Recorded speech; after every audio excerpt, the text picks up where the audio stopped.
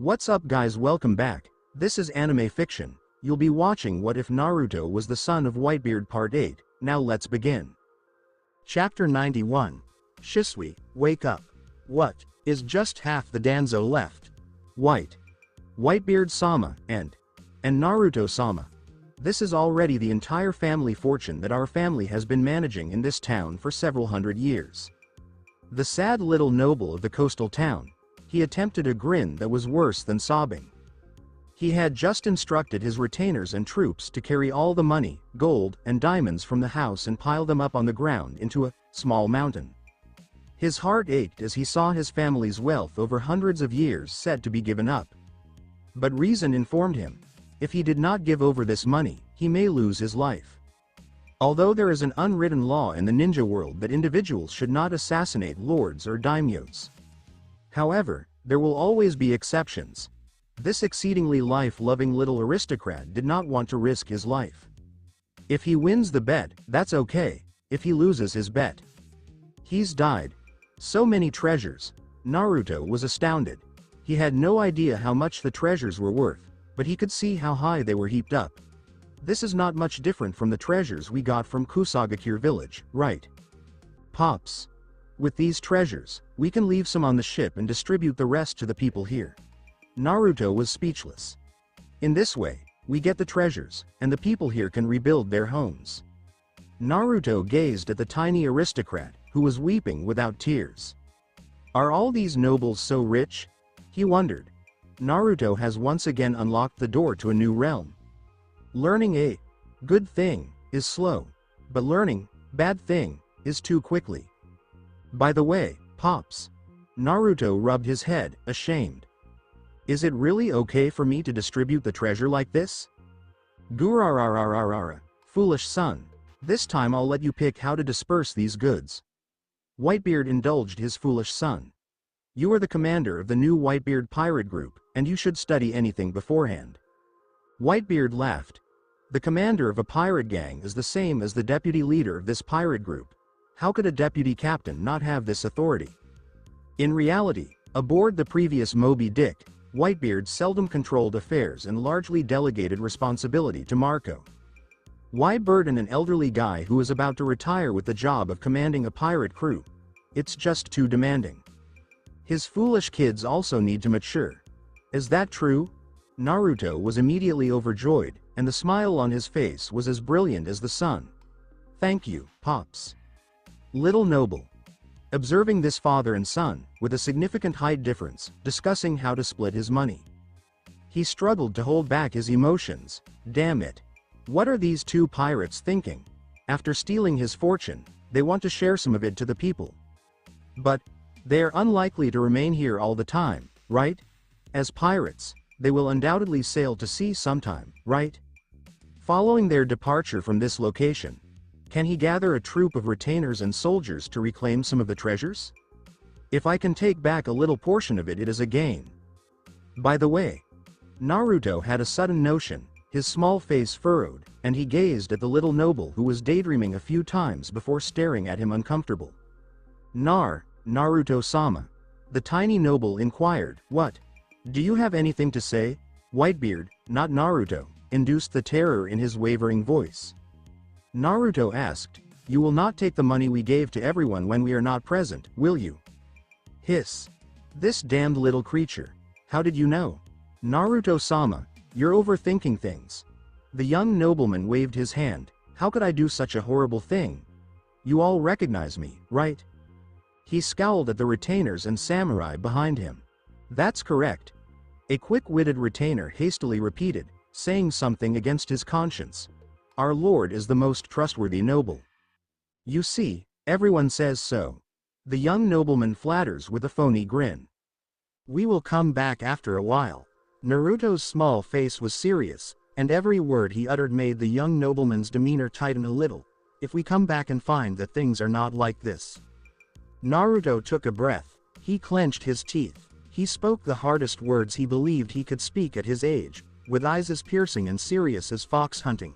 Then, I will kill you. Whitebeard was highly pleased with Naruto's performance. Gurararararara. Whitebeard looked at the young nobleman, whose countenance had frozen, and his father added a statement for his dumb son. "And I will murder all of you." Thud. The young nobleman's knees became weak. He slumped on the ground. His expression was filled with sadness. He knew he didn't have a final opportunity. Time passes. Half an hour later. What should I do? A citizen in town gazed blankly at his partially fallen building, the other half of which was on fire. This was influenced by Donzo's summoned beast. The wind at the moment even destroyed the power line, and electric sparks ignited the goods in the home. The fire turns his cheeks crimson. "Uncle, how much would it cost to rebuild your house?" A sudden little voice emerged from behind the guy. The guy stood there, dazed. Even if a voice was behind him, he did not glance back. The guy groaned and remarked, without turning his head, "This 3-story house of mine was only built 2 years ago and cost 350,000 ryo at the time.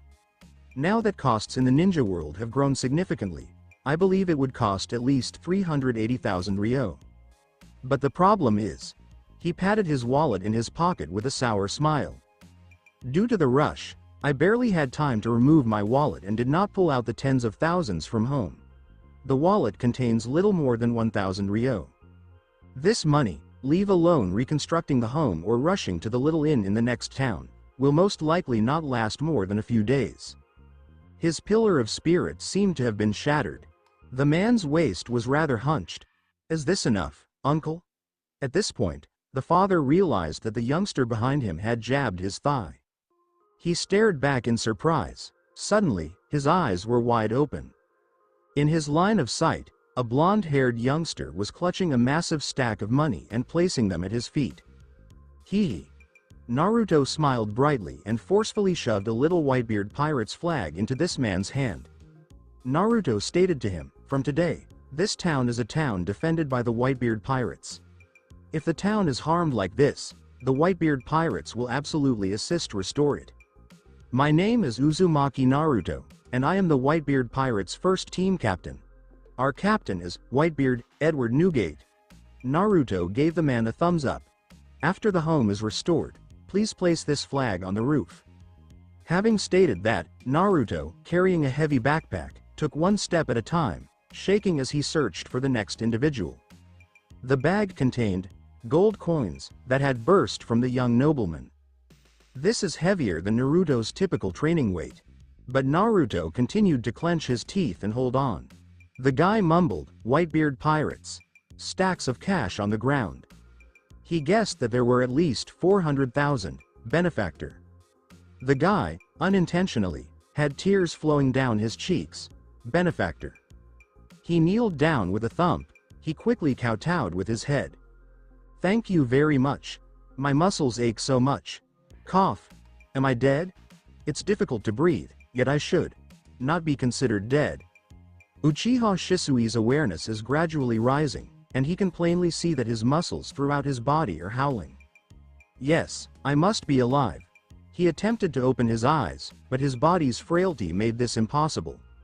"Every," said, word is really Shisui's passionate tone.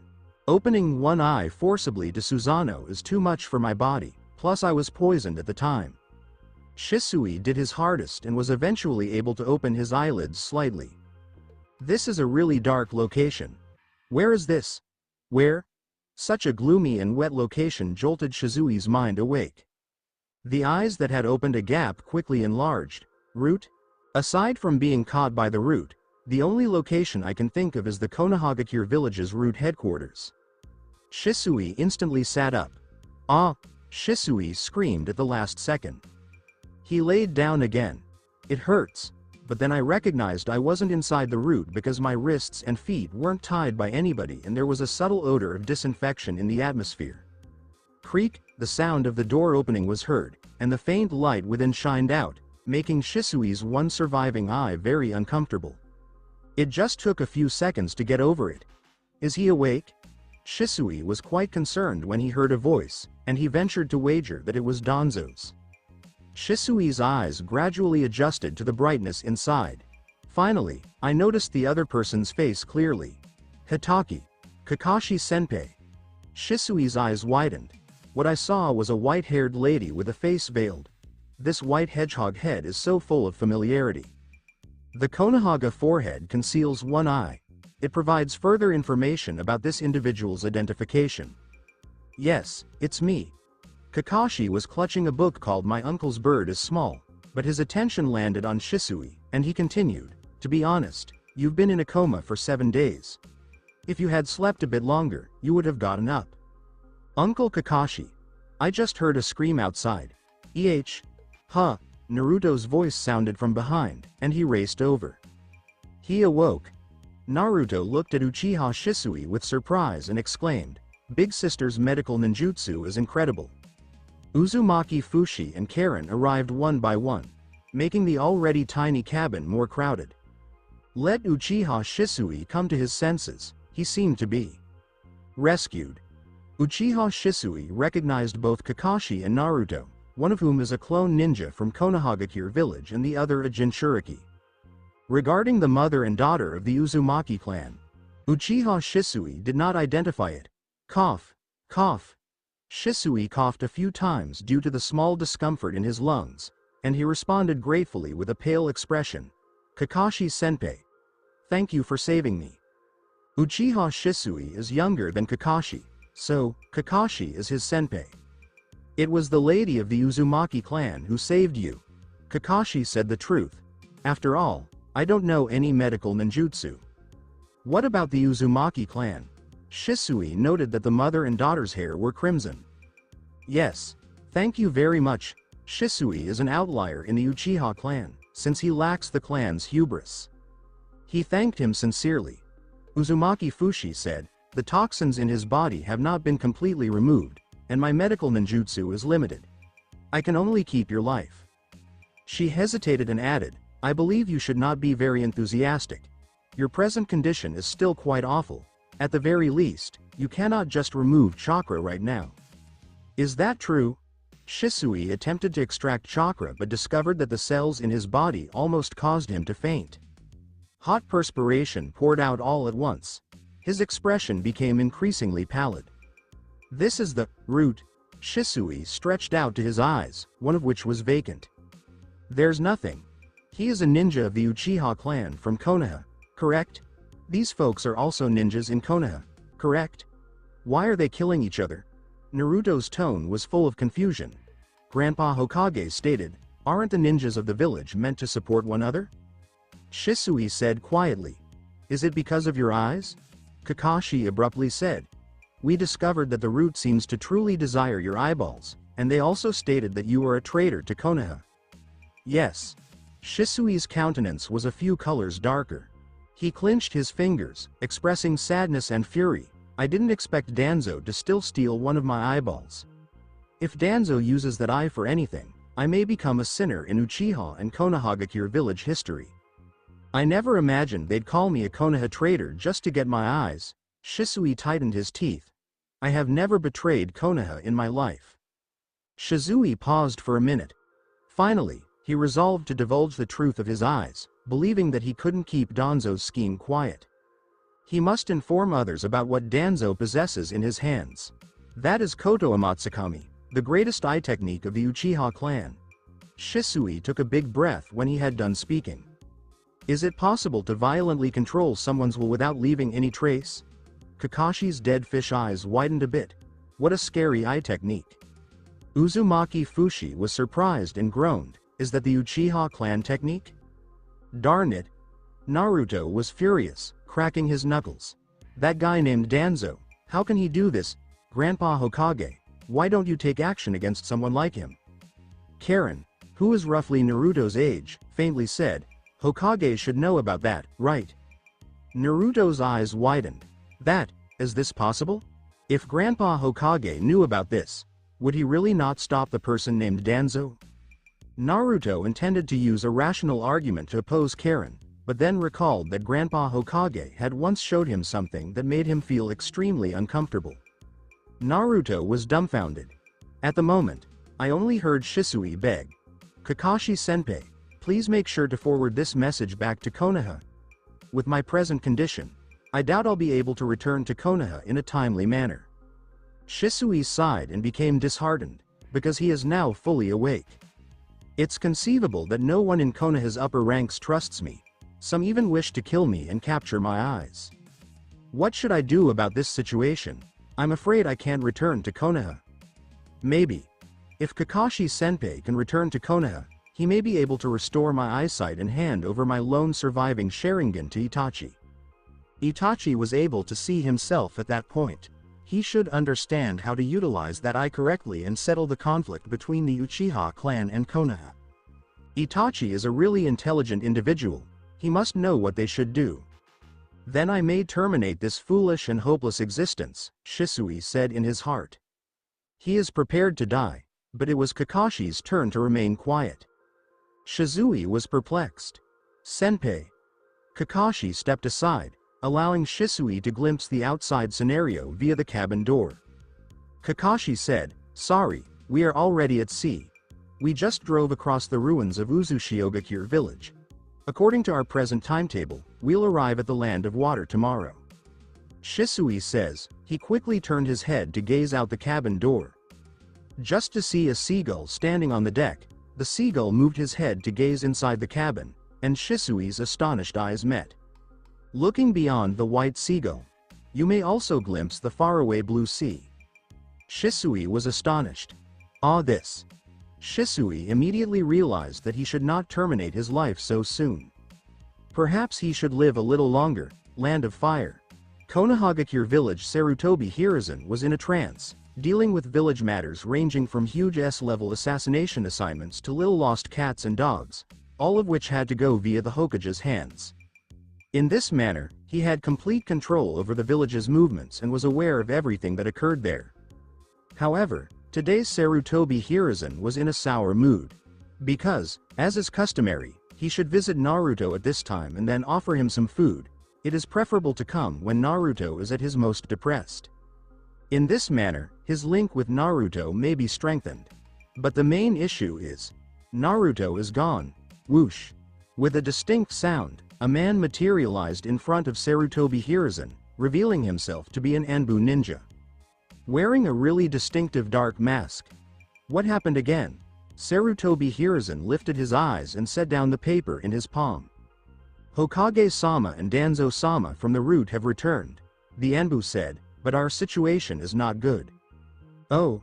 Sarutobi Hiruzen lifted his eyebrows. At the same moment, Uchiha Itachi, who was guarding the entrance, shook all over. Even though the voice within was extremely faint, he could hear it. Sarutobi Hiruzen hummed pleasantly first. Danzo formed my command and used my lips to order Shisui. When he returns, I need to pay his accounts. Then he inquired again. What is the situation? Hokage-sama, Danzo-sama is presently at Konoha Hospital. The Anbu ninja responded. Although the people of the route would not allow us to approach near, we heard from the medical ninjas outside the hospital. Danzo-sama's lower body is gone. What? The report from the Anbu ninja caused Sarutobi Hiruzen's eyes to widen instantaneously. He rose suddenly. However, he had just recovered from a major sickness, and the quick movement was too strong, almost spraining his waist. The discomfort caused him to clench his teeth, but his gaze was firmly fixed on the Anbu in front of him. Sarutobi Hiruzen posed the question word by word. Danzo lost the lower half of his body. Is he still alive? What about Uchiha Shisui? He deceived Shisui and took him away. Is Shisui still alive? Hokage-sama, Danzo-sama should probably still be alive, but I don't know if he has woken up. But, Uchiha Shisui. The Anbu ninja said, I didn't see this person. Sarutobi Hiruzen's pupils constricted somewhat. He made a hazy approximation. Danzo, plus so many roots, plus a Shisui, are they all not Whitebeard's opponents? This guy Whitebeard, isn't it a bit too strong? Sarutobi Hiruzen sat back in his chair. He immediately felt that the chances of Naruto and his Hokage forming a stronger relationship were dwindling. Even Naruto's ability to return to the Land of Fire remains unknown. Sarutobi Hiruzen scowled and spoke to himself. Only Danzo and his roots returned, but Shisui did not. Could it be that Shisui has already? If it's really like what I thought. Did he die at the hands of Whitebeard? Or died at Sarutobi Hiruzen's eyes shone with a significant hue. Go. He took the Hokage cap and placed it on his head. Let's go see Danzo together. Yes, Hokage-sama. Follow me. The door of the Hokage's office had just opened, and Sarutobi Hiruzen saw Uchiha Itachi, who was trembling slightly outside. Sarutobi Hiruzen remarked, with a difficult face, Itachi, you are also here. Yes, Itachi nodded. Damn, Whitebeard. Damn, Whitebeard. Damn, Whitebeard. At the Konoha hospital, there was a low roar. Danzo awoke shortly after being admitted to the Konoha hospital, but the vitality of the Hashirama cells hovered over his life. When he initially awoke, he checked to see whether his legs were still there, and discovered that the bottom half of his body was empty. Almost every part of his body was securely bound in bandages, with the exception of one eye and one mouth. Danzo had no idea how many bones in his body had been fractured. All he knew was that all of his muscles were immobilized and feeble. This body is like being demolished. He feels like he's in a vegetative condition, yet he remains cognizant. But this is much more tortuous. How could it be like this? Danzo's speech was slurred, and he had no teeth left in his mouth. His tongue was almost severed by the fractured teeth. His speech was likewise ambiguous. Danzo didn't anticipate the procedure to fail. The initial plan was to use Shisui to murder Whitebeard, resurrect the Jinchuriki, and control it before crossing the river and dismantling the bridge to kill Shisui and steal his 2 eyes. His strategy was well established. Danzo believed that the root could handle it effortlessly. It effectively kills 3 birds with 1 stone. Unfortunately, reality is really harsh. When Danzo recognized that the Koto Amatsukami cooldown was too lengthy, he decided to bypass the first 2 plans and execute the last one. He simply needs Shisui's Koto Amatsukami, and then he may return to the Land of Fire.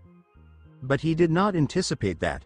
Whitebeard, that bastard, abruptly intervened just as we were ready to begin discussions and launched an assault on me. Damn it. Shameless pirate. Despicable pirate. Danzo's eyes still showed a hint of luck in escaping the disaster. I almost died there. This is still the lifeline he pleaded for by betraying his summoned creature. But he has a gleam of life that can only be discovered. Fortunately, he saw how empty his lower body was. Even if my legs are gone, even if my whole body is scrapped, but I can secretly contact Orochimaru. And the eyes of Uchiha Shisui. At least I got one. Just then, he heard a familiar voice outside. This voice. It's Sarutobi. The root members outside have the ability to halt the Anbu. However, it cannot halt the Hokage. Sarutobi Hiruzen shoved the door open, followed by an unknown Anbu member and Uchiha Itachi. Danzo. What have you done? Sarutobi Hiruzen had a grim look, keeping back his rage in his heart. Everything you did is enough to make you step into the prison of Konohagakure village and enjoy your old age for the rest of your life. Danzo likewise wore a frigid expression as he looked at Sarutobi Hiruzen. And saw Uchiha Itachi behind Sarutobi Hiruzen. Ignore the unknown root ninja. Danzo snorted and remained quiet. He didn't think that while the root was active, Sarutobi Hiruzen, the 3rd generation Hokage, knew nothing. Since you, Sarutobi Hiruzen, allowed root to do this from the beginning, why are you questioning me? You want to maintain your Hokage persona in front of your subordinates, right? Danzo, who was in a terrible mood, did not even look at Sarutobi Hiruzen. He also had a fire in his heart. Danzo answered expressionlessly, everything I do is for Konoha. Not only does the Hokage in a ninja village want to improve the village. Where is Shisui? Sarutobi Hiruzen didn't want to become involved with Danzo in this matter. After calling Shisui away, where is he now? This question caused Danzo's eyes to narrow slightly. He gave Uchiha Itachi a meaningful gaze. Even though Uchiha Itachi attempted to make his face expressionless, Danzo, who was old and shrewd, could see that his countenance was off. Danzo's mouth corners hooked almost imperceptibly. Who knows? He gave an indication.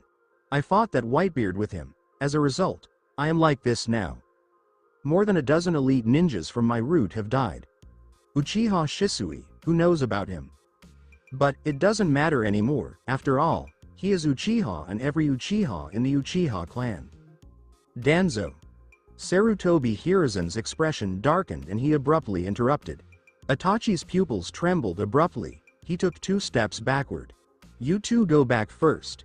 Yes, Hokage-sama. Itachi's face was gone. I turned around and left. Sarutobi Hiruzen placed an order.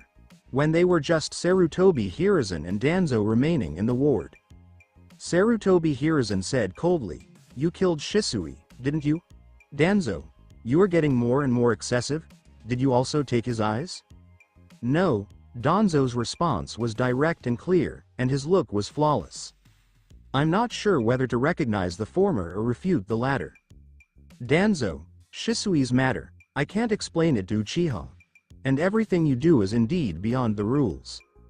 Sarutobi Hiruzen stopped asking about the eyes and just said, "Starting today, your ward will be relocated to the Konohagakure village prison." Huh, what, Sarutobi, you can't do this. Danzo's eyes instantly widened. You're kidding around. Root will not work without me. Danzo, I am the Hokage. Sarutobi Hiruzen stated indifferently. You, who are physically imperfect, are no longer qualified to be the head of Root. From now on, Homura will take over your Root and run it. You merely avoided the spotlight after Shisui's death. After all, every Uchiha in the clan now wants your life. You should be aware that a youngster may now murder you. It's time to face your physical state. My condition is excellent. Danzo clenched her teeth to protect herself. He wanted to oppose Sarutobi Hiruzen, but couldn't find it due to his emotional thrill.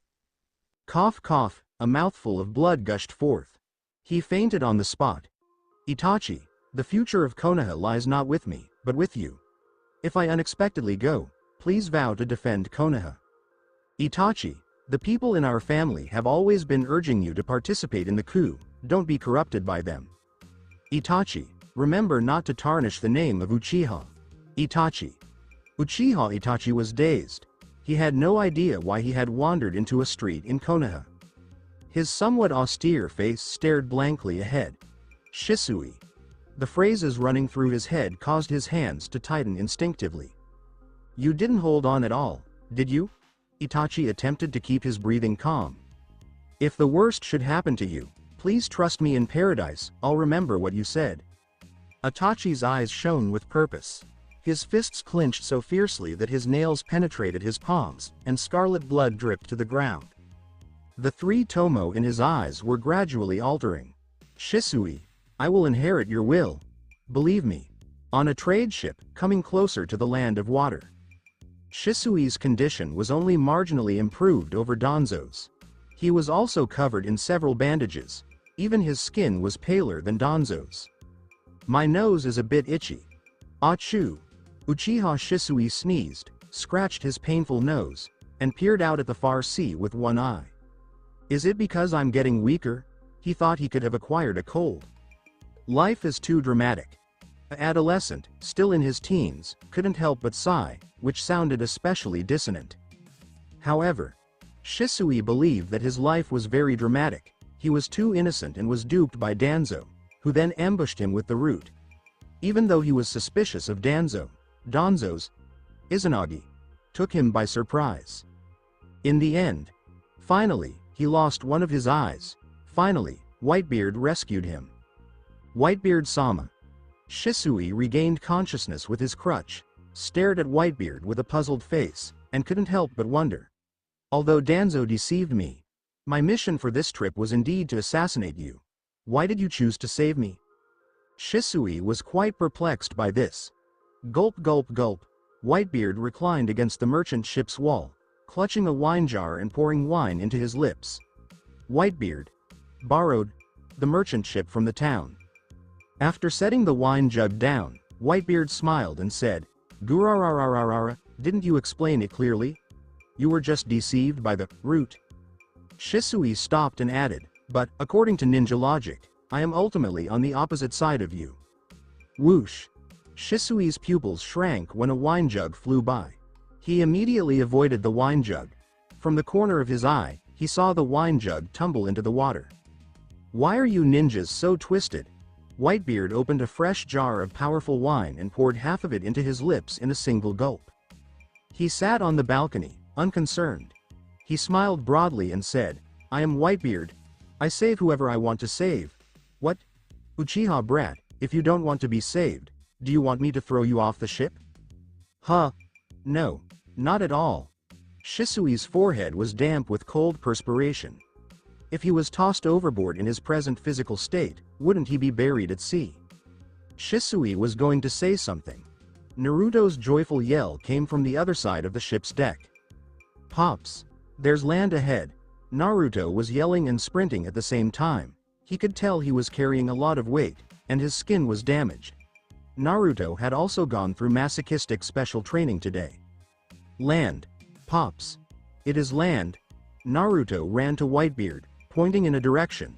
"Pops, look over there." "Oh." Whitebeard disregarded Shisui. He gazed into the distant. "Gurarararara." Whitebeard's smile widened. "Indeed, it is land, and it is not some abandoned stone island, but a piece of land where many people dwell." Kakashi, who was reclining against the ship, set down the Eki novel he had just finished reading. "That should be the land of water." Kakashi stated sadly, "We have to be cautious next. I heard that the land of water has not been particularly calm in recent years, and it is pursuing a blood mist policy. I'm not sure about the details, but the stability in the land of water is not similar to the land of fire. Even in this regard, the land of grass outperforms the land of water." Kakashi glanced at Uzumaki Fushi and said, "Uzushiogakure village is very close to the land of water. You should know more about it than I do." Uzumaki Fushi shook her head. "The land of water I know is the land of water from 10 or 20 years ago." Kakashi responded, "Yes. Many years ago, the Uzushiogakure village was destroyed. Uzumaki Fushi was still a youngster when he fled." "I'm sorry." Kakashi was aware that he had touched someone's wound. "It's okay, I've seen it through a long time ago." Uzumaki Fushi smiled softly. Suddenly, Uchiha Shisui's barely audible, "The blood mist policy of the land of water is actually only aimed at the hidden mist village. I once killed a mist ninja. I learned from him that their village's blood mist policy is to kill each other among comrades. I heard that they will also target the Kekkei Genkei user in the village. But, as far as I know, since Demon of Kirigakure, Momochi Zabusa killed all the ninja students of the same period, the blood mist policy has been a bit more restrained than before. At present, the Kirigakure village has a closed and become a locked country. You guys saved me. Treat this information as one of the rewards." Uchiha Shisui pushed his feeble body to grin hesitantly. "Daemon of the Kirigakure Zabuza." Kakashi pondered about it. "It sounds familiar, as if I have heard of this person. But, having said that, we drove the ship from the land of fire. The problem is how to stop this ship. If it doesn't stop, this ship is going to hit the dock." Kakashi's brow dripped a few beads of cold perspiration. Several individuals on the ship noticed that the gap between the merchant ship and a pier in the land of water is becoming closer. The terrain of water's terrain faded into the distance. Become vividly apparent. "Karen, hold Mom's hand." Uzumaki Fushi's expression was solemn. "We may have to jump down in advance." "Okay, Mom." Karen instantly nodded. She grasped her mother's hand. Damn. Uchiha Shisui also sweated. He no longer knows whether he can do the fundamental ability of treading on water. If this ship collides with the dock, he may lose his life and be carried away by the ship. Do I have to forcibly open the Sharingan again? He touched his one remaining eye. Wow. Pops. Naruto's expression became more terrified as he neared the dock. We're going to hit it. What should we do? What should we do? What should we do? Gurararara. Among the persons on the scene, only Whitebeard's face did not change significantly, and he still smiled. Whitebeard was carrying a wine container. Suddenly get up from the deck. Finally, we've reached land. After staying on this broken ship for so long, I feel like my body is about to rust. Whitebeard put the remaining few swallows of wine into his lips. With a somewhat inebriated smirk on his face, he tossed away the empty wine jar. He grabbed the Murakumogiri next to him. He bent his knees slightly. Bang! The board under his feet splintered abruptly, and the whole ship rocked fiercely. Meanwhile, on the dock, a party of industrious fishermen from the land of water had just returned from fishing. They were still dealing with some fish caught in the fishing net on the coast when they noticed something was amiss with the sea. Through the heavy fog that characterizes the land of water, they could see a shadow on the water growing closer and closer. On closer investigation, it seemed to be a ship. Wait. A ship. This is not good. A fisherman hurriedly threw down the fishing net in his hand and ran towards the nearby people in horror. There's a ship that won't stop at sea. Run.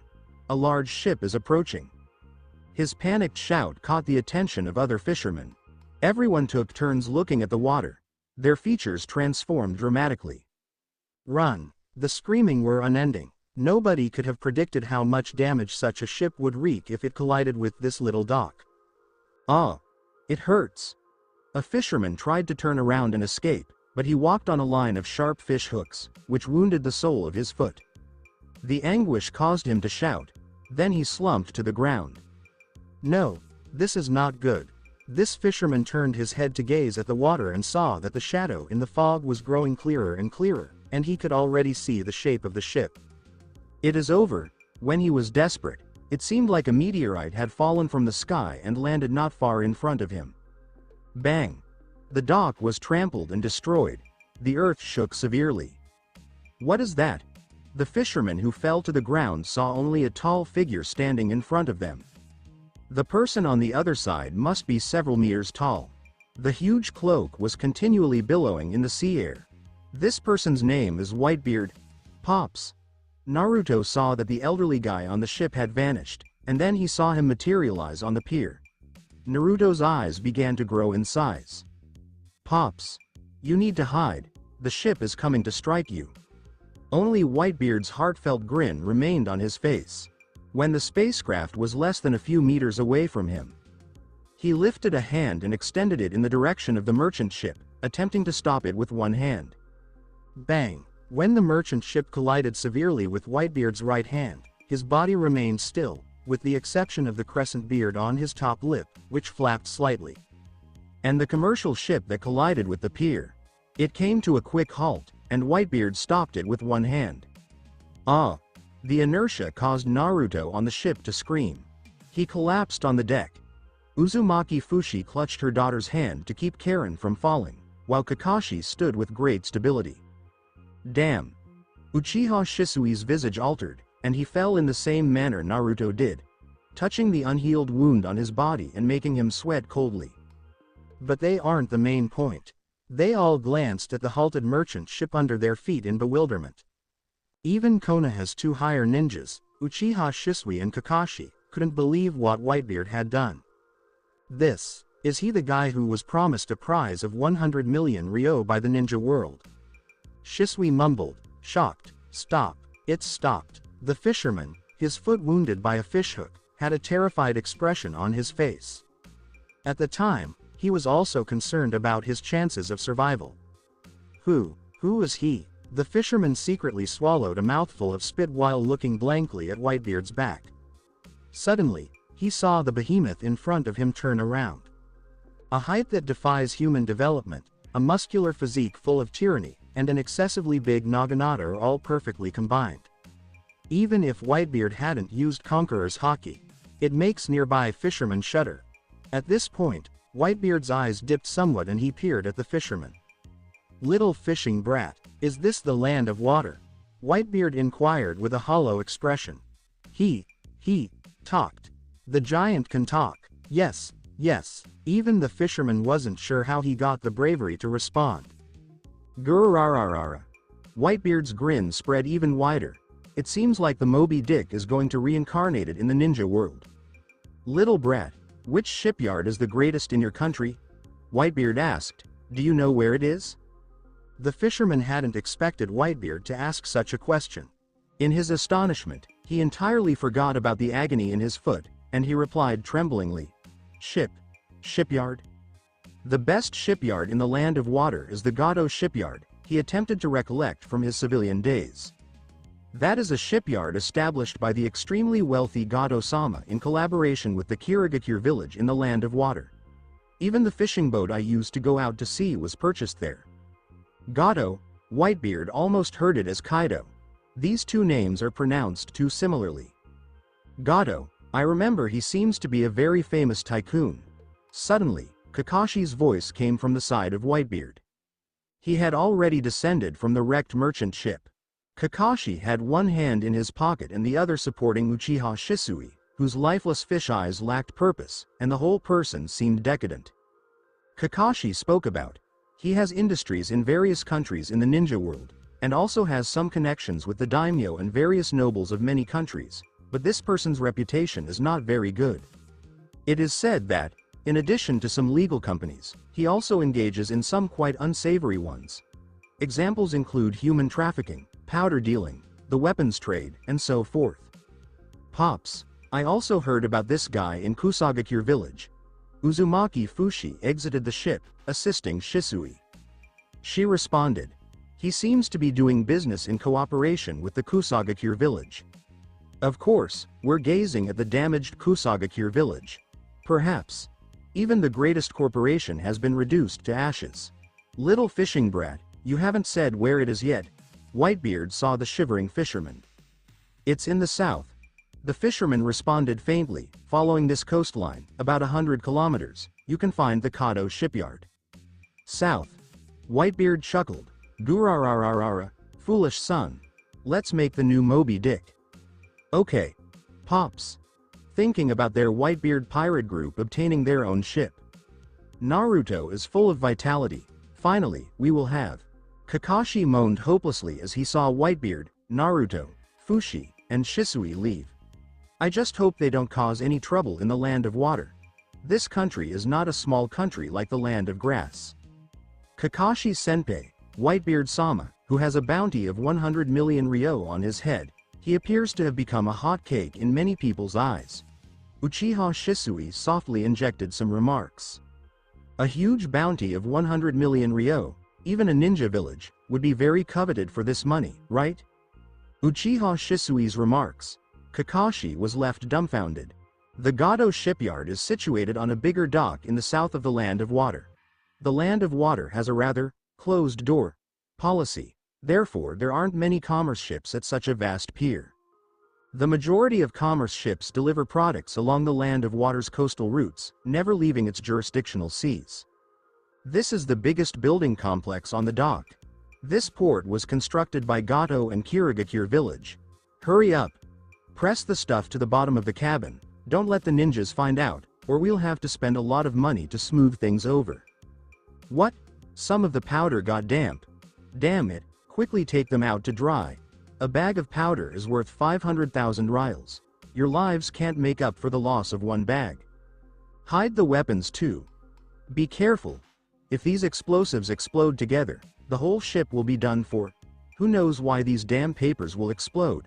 Ninjas are really freaks. Is the new ship ready?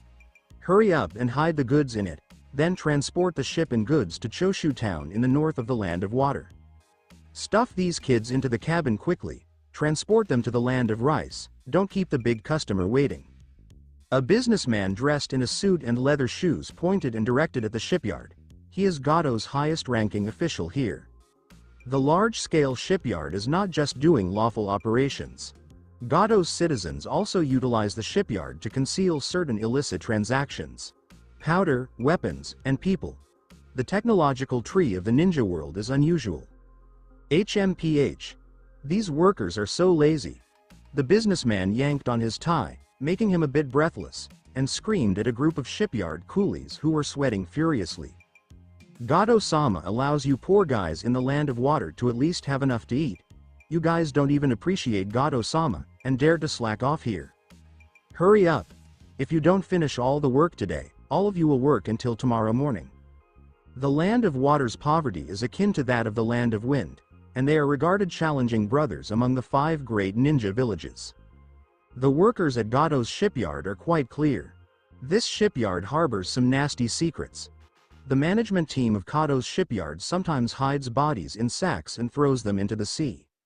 But in order to have enough to eat, They can only turn a blind eye. Moreover, they are not ninjas, and 9 lives will not enough to defeat the Gato group. Moreover, they had heard that Gato's shipyard collaborated with the ninjas of Kirigakure village, so they had no intention of opposing in this situation. Mr. Aomizu.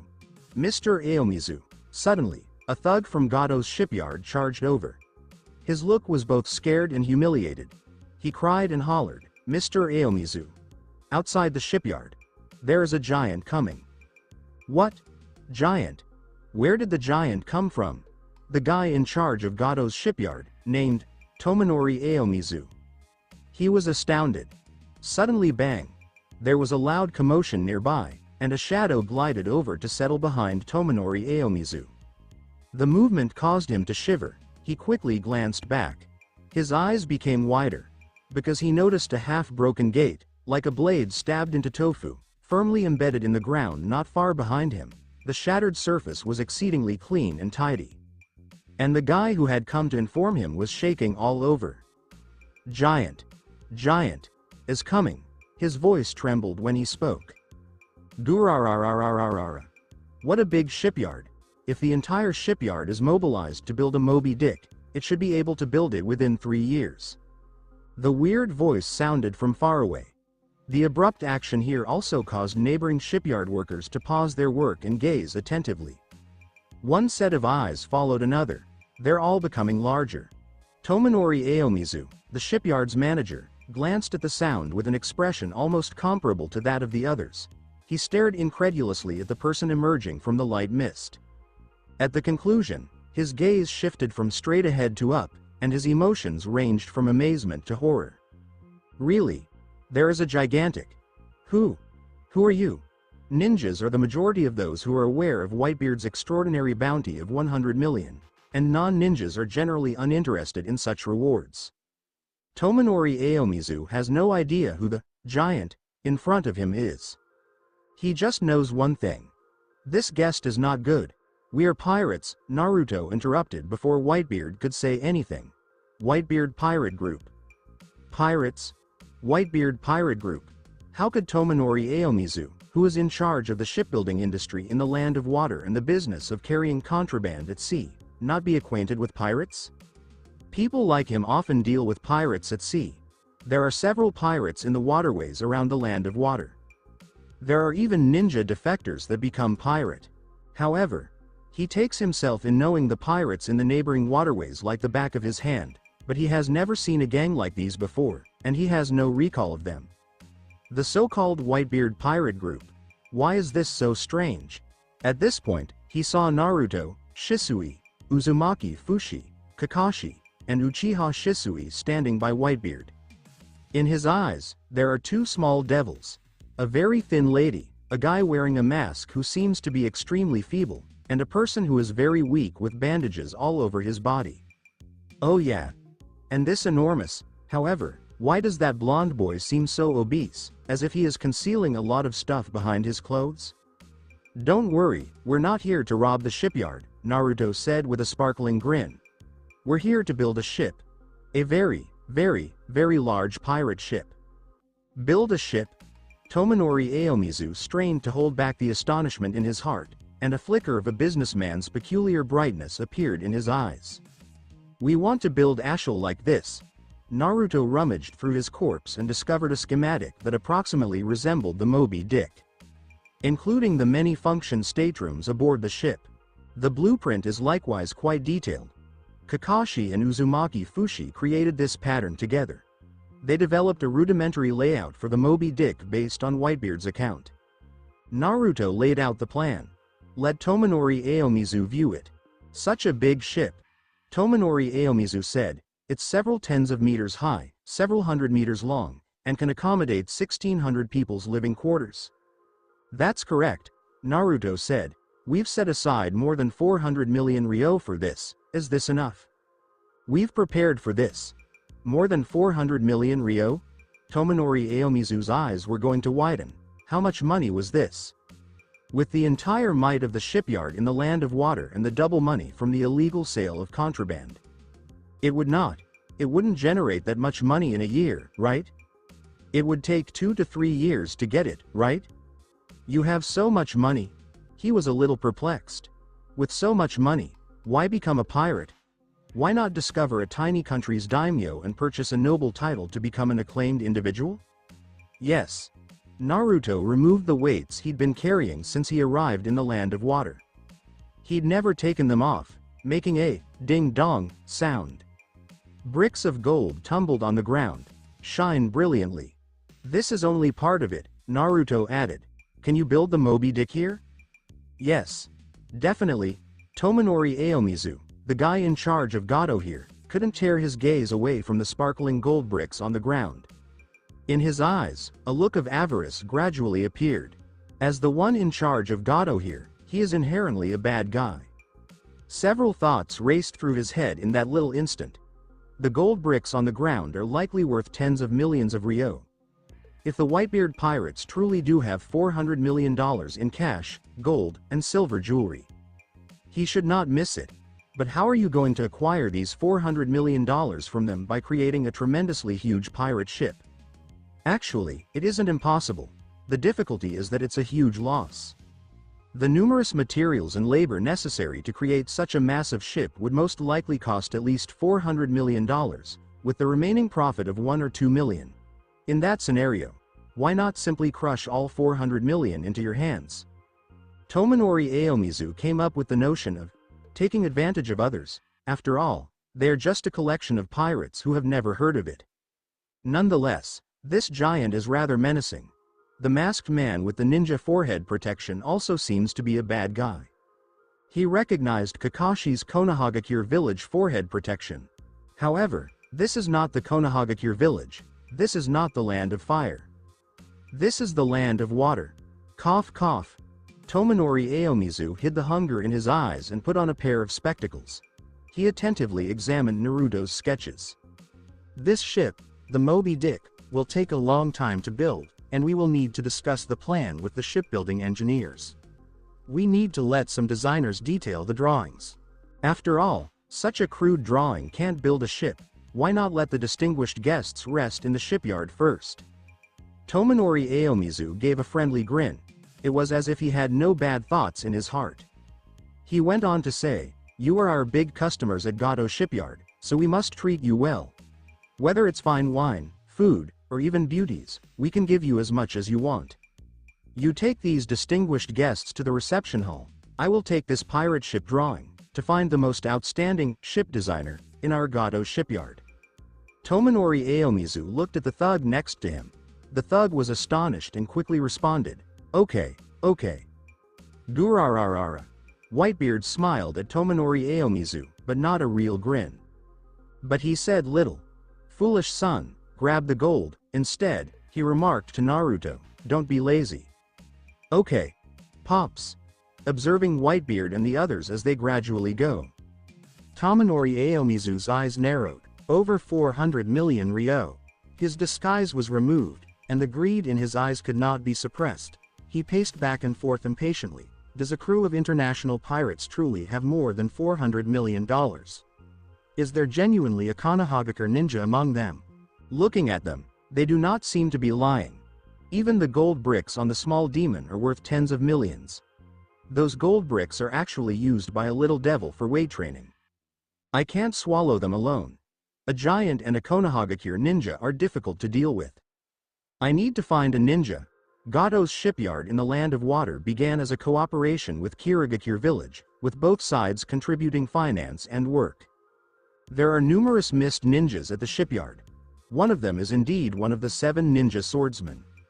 Typically, these ninjas are viewed as elders. After all, when anything occurs, these Kirigakure ninjas must take the lead. Spending all day in the shipyard eating and drinking. It's time for you to contribute. Tomonori Aomizu opted to work with the Kirigakure ninja. Cooperating with ninjas means he can't obtain all of the money, but he can share it 50-50, earning more than 200 million ryo. And he did not make any attempt. It's like getting free money. Keeping this in mind, he quickly shifted his body, which was going to be hollowed out by drink and sex, and sprinted all the way to a 3-story little structure inside the shipyard. He ran almost a kilometer, panting and practically out of breath. Bang. Bang. Bang. He knocked on the door. Kurasuke-sama. Kurasuke-sama. Tominori Aomizu knocked on the door and said cautiously. It's me. Tominori Aomizu. Kurasuke-sama. I have a significant business to discuss with you. Bang. The door didn't open inside, but outward. The door struck Tominori Aomizu in the face. His spectacles smashed on the spot, and his nose was bleeding, so he covered it and shouted in anguish. He glanced up in irritation, his rage instantly cooled.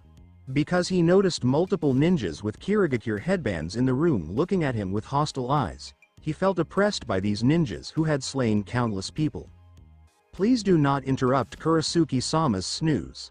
A Kirigakure Chunin said with a vicious expression on his face, otherwise, I'll hang your head on the door as a lantern.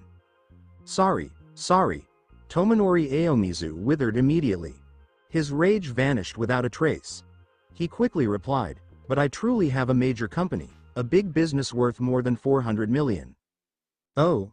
Someone had just awoken and spoke in a sluggish tone. 400 million? Kurasuke Raiga, one of the 7 ninja swordsmen who has yet to defect, opened his eyes and sat up on the couch. His attention shifted to Tominori Aomizu outside the door. That expression made Tominori Aomizu feel as if he had fallen into an icy cave. How many people did this guy murder to get such scary eyes? Tominori Aomizu swallowed covertly. He quickly grinned and added, Kurokusuke-sama, as long as you are prepared to take action, we can divide this 400 million 7 to 3. I take 3, you take 7. The opposition is only a collection of foreign pirates. As long as we defeat them, we can make a lot of money. He had already said in his heart that he would share the account with Kirigakure village 50-50. He realized that he may have been arrogant in the past. Tominori Aomizu realized that if he worked with the ninjas, how much he can contribute to it. Everything relies on the ninja. Tisk. Pirates? Kurokasuke Raiga said. Let's hear it? Tominori Aomizu revealed what he knew. He understood he shouldn't conceal anything in front of a ninja. Especially when the opposing party is one of Kirigakure village's 7 ninja swordsmen. They are well known among the daimyo across the land of water. Kurasuke Raiga's frown deepened as he listened. The inquisitive expression on his face gradually became concerned. The more he listened, the more he suspected something was amiss. Because he always believed that the giant mentioned by Tominori Aomizu was somewhat familiar. As if he had seen it before. Is that giant with a very distinctive crescent beard? Does he look like a burly old man? Kurasuke Raiga was curious. Does he have a very large naginata in his hand? These 3 consecutive questions, it left Tominori Aomizu shocked. Kurasuke-sama, do you also know that giant? Tominori Aomizu had not had time to mention these details concerning Whitebeard. He didn't anticipate Kurasuke Raiga to express these features. HMPH, I don't exactly know him, I just know there is such a person through some special channels. Kurasuke Raiga sprang up, his malicious eyes flashing a few dark hues. I didn't expect that this man would come to the land of water. He glanced at the perplexed Tominori Aomizu and said, this business is worth more than 400 million. Huh? Tominori Aomizu was perplexed. He constantly felt as if one of the 7 ninja swordsmen in front of him was a mystery, giving him the impression of being pretentious. It made him little unhappy, but they believe the other person is a formidable ninja. Tominori Aomizu withstood it. Kurasuke-sama, at this point, a Kirigakure Chunin said, this guy's description reminds me of that man. Kurasuke-sama, you should also think of that man, right? Yes. Kurasuke Raiga gasped. A man who single-handedly destroyed the Kusagakure village, killed the daimyo of the land of grass, and was offered a bounty of 100 million ryo by the entire ninja world, Edward Newgate. He stopped before continuing, nickname, Whitebeard. A Chunin from Kirigakure took a bite of Kurosuke-sama. A full bounty of 100 million, plus more than 400 million in treasure, adds up to more than 500 million. This money is not small, maybe it can let us carry out that plan ahead of schedule. Fool. A Kirigakure ninja with bloodshot eyes scowled at him, don't bring this up in front of strangers. If anyone finds out, all we can do is kill this guy. Kurasuke-sama, we are all loyal to you. Another ninja from Kirigakure said, no matter what orders you give, no matter what you want to do, we will follow you. If what they claimed is true, I'll die. Listening to the ninjas chat in the chamber, Tomonori Aomizu recognized that the scenario was not as he had envisioned. That very tall behemoth is not a nameless individual. What these ninjas stated made Tomonori Aomizu wonder whether his hearing were damaged. Destroy Kusagakure village, assassinate the daimyo of the land of grass, and get a 100 million reward. Any one of these three is enough to stun. Is the individual who accomplished all three of these acts the same person? Is it the giant who has broken into the shipyard? And what is the strategy outlined by these Kirigakure ninjas? Was there anything he shouldn't have heard? Hiss. He won't be quiet, will he? Tomonori Aomizu swallowed covertly. Cold sweat poured forth, his fingers and toes were chilly. Hey, Kurasuke Raiga questioned Tomonori Aomizu. Besides that, Whitebeard, who else is there? Besides that, there are 2 children, 1 injured man, 1 woman. Oh yes. There is also a Konohagakure ninja. Tomonori Aomizu said the truth. A Konohagakure ninja? Kurasuke Raiga disregarded the 2 children, the mother, and the wounded man. However, the words, Konohagakure ninja, made his eyes shake slightly. Memories from a few years earlier flooded through his heart. In his recollection, the red chakra was like a beast from hell, cruelly reducing the 7 ninja swordsmen of the Kirigakure village to only 3, and he, Kurasuke Raiga, was one of the 3 who fortunately survived. Until now, the 7 ninja swordsmen of Kirigakure village had not been completely gathered. That's easy to picture the psychological toll that had on him. Kurasuke Raiga let out a heavy breath. Fortunately, that frightening person has died. Not everyone in Konohagakure village can be so terrible. If he faced the bushy-browed man, he would be killed. I know about it. Get out, Kurasuke Raiga said coldly. Ah, Kurasuke-sama. You haven't provided a definitive response. Just as Tomonori Aomizu was about to say anything, a sharp ninja blade was placed around his throat. Hey, Kurasuke-sama instructed you to go lost. Are you deaf? A Kirigakure Chunin said with malicious intent, do you want me to help you get lost? Spare my life. Tomonori Aomizu's legs were ready to give up, so he withdrew in a panic. I'll go. He had some regrets in his heart. Who knew these Kirigakure ninjas were so difficult to speak with? He thought that if he didn't follow them, he may really lose his life. Hey, a businessman as timid as a mouse. The Kirigakure Chunin removed his ninja blade and scoffed. I didn't expect such people to control such a large portion of the world's wealth. Then he turned to Kurasuke Raiga and worriedly said, Kurasuke-sama, should we make a move on the Whitebeard? He appears to be extremely powerful. Whitebeard is powerful, Kurasuke Raiga stated after a little quiet. But don't forget, we are all Kirigakure blood ninjas.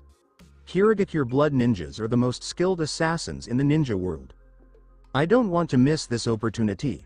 Kurasuke Raiga added, the money from murdering Whitebeard will allow us to leave Kirigakure village and create a new stronghold in the ninja world. With almost 500 million ryo, it's simple to construct a tiny ninja community. Kurasuke Raiga and a gang of ninjas desire to leave Kirigakure village the most right now. But for the ninjas, this equates to betraying the community.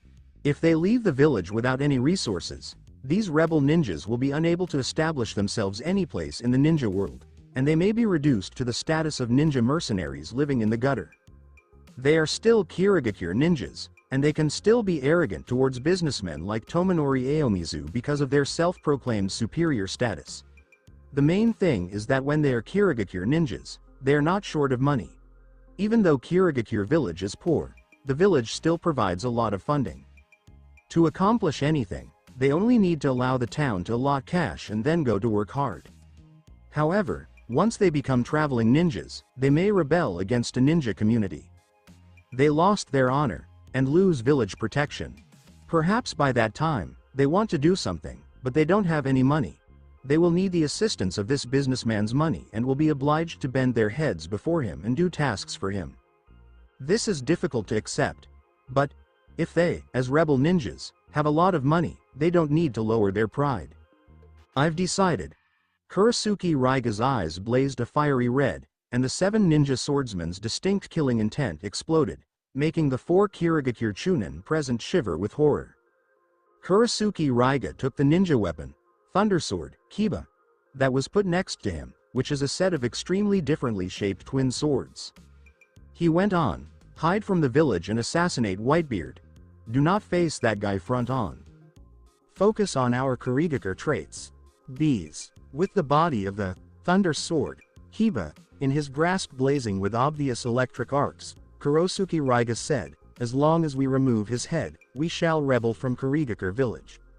Before leaving Kirigakure village, murder everyone at the shipyard and don't tell anybody where we're heading. Yes, Kurasuke-sama. 4 times. The 4 Kirigakure Chunin lowered their heads and spoke in unison. If they are willing to accompany Kurasuke Raiga, even if it means losing their life for it. Delicious. Delicious. Naruto, who had arrived at the shipyard's welcome hall, gazed at the spread of delicacies that were gradually being served. He was starving and couldn't resist the temptation. Naruto didn't even remove the weights on his body. He leapt on the large table, sat down in a chair, and the huge weights almost collapsed it. But he didn't care. If he couldn't sit on the chair, he would stand and eat. Naruto held a chicken leg in each hand. He crammed it into his mouth quickly. Naruto had also had a full day of masochistic special training today, during which he almost lost his grip numerous times. In the end, it was the enormous fox inside his body that gave him the strength to cling on. Naruto was already dizzy from hunger. He wanted to eat. Dong dong dong dong dong. Naruto, who had just eaten numerous chicken legs, quickly took up a huge bottle of juice and poured it into his mouth. He drank a liter of juice in one go. Then he began grabbing other types of meat again. He would sometimes take a bit of vegetable and cram it in his mouth. Woo woo woo, it's been a long time since I've eaten such delicious meat. Naruto recalled the days when he was floating on the sea, turning to his father and saying, "Pops, I think our pirate group is still missing a powerful chef." Gurarararara. Fortunately, this welcome hall was lofty enough for even Whitebeard, who was nearly 6 meters tall, to stroll in. Whitebeard smiled heartily. That also depends on fate to have a chef's son.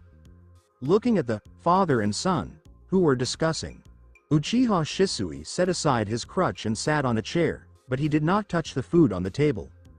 Instead, he muttered to the guy next to him, "Senior Kakashi, that businessman called Tomonori Aomizu, is not trustworthy.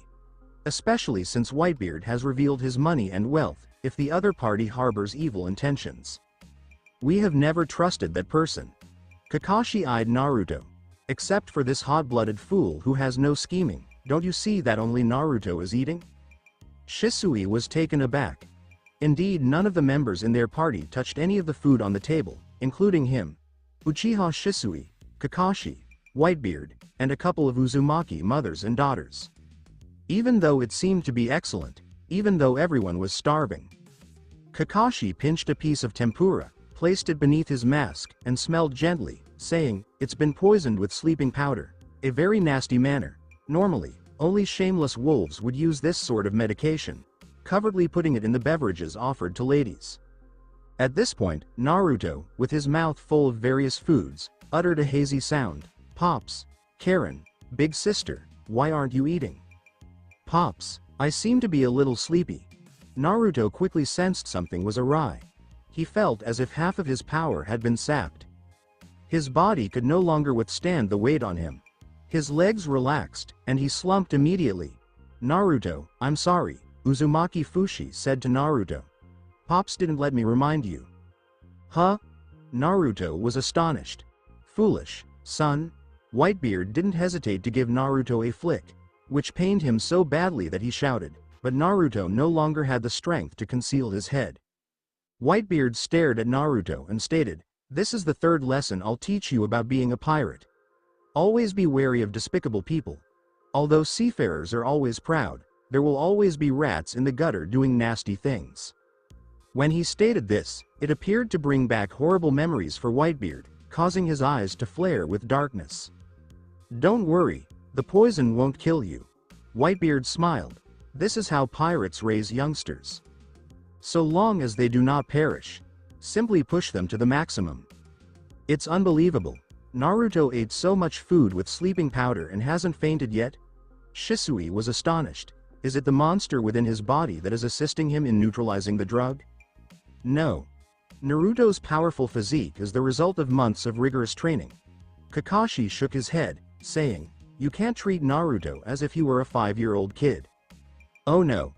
Kakashi responded, "In a few days, he will be 6 years old, it's his birthday."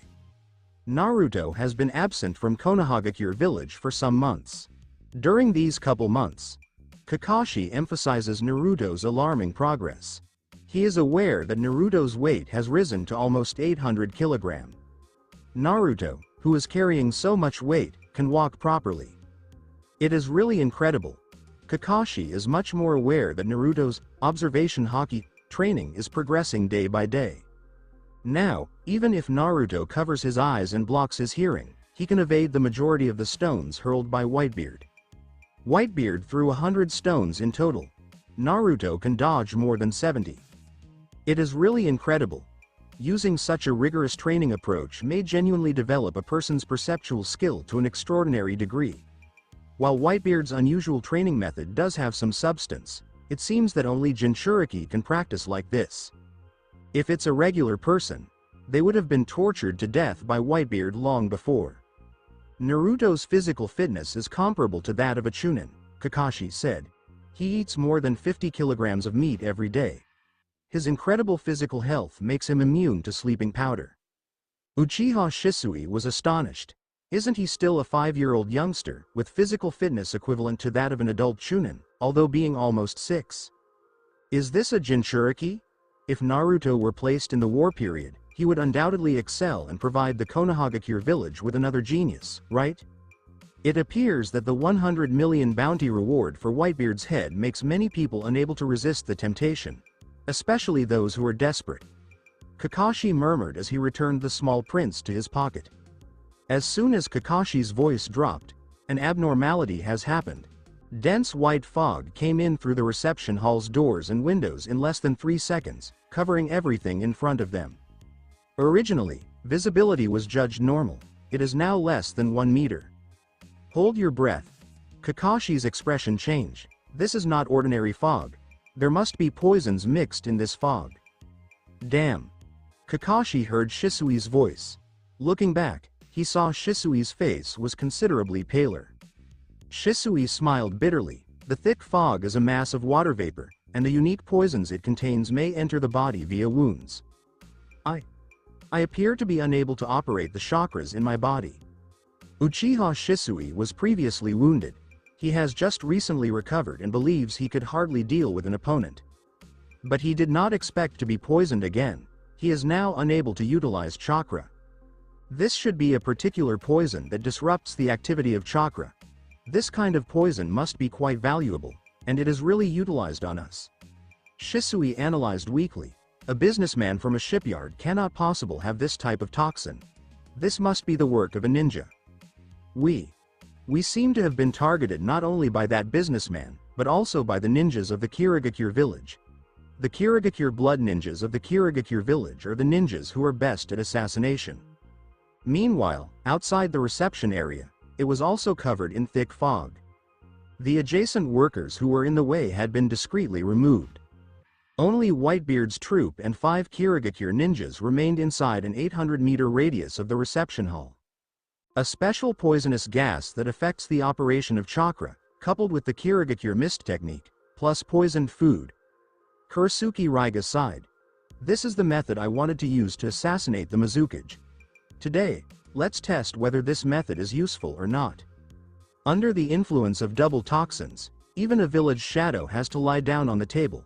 But, after all, it's a man with a bounty of 100 million, he's definitely not a simple character. As he stated this, Kurasuke Raiga gazed toward the ceiling.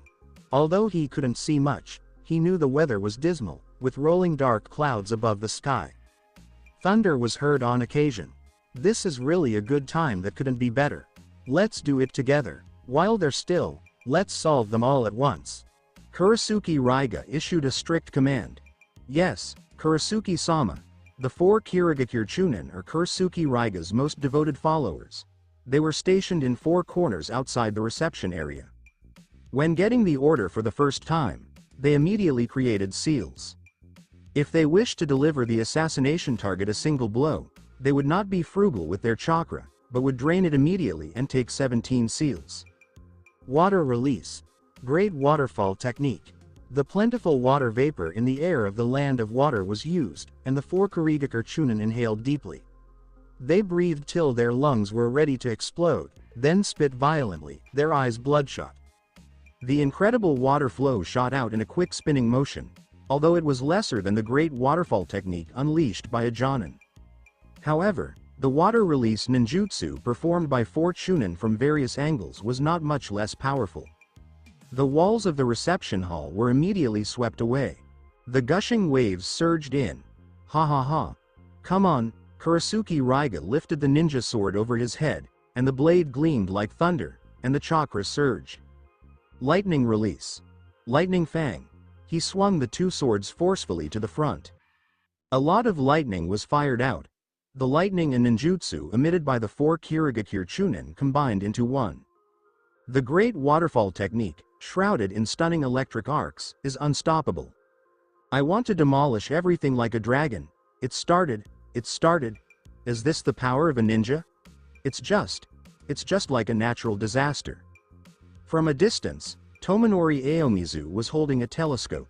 He had a worried, but thrilled expression on his face. The excitement stemmed from the Kirigakure ninjas making their move. To be honest, he'd never seen such formidable Kirigakure ninjas in action. They were 4 Chunin and one of the 7 ninja swordsmen. The one named Kurasuke Raiga was even a Jonin from Kirigakure village. Although everything in front of him was buried in dense fog, he could still see flashing lightning in the mist.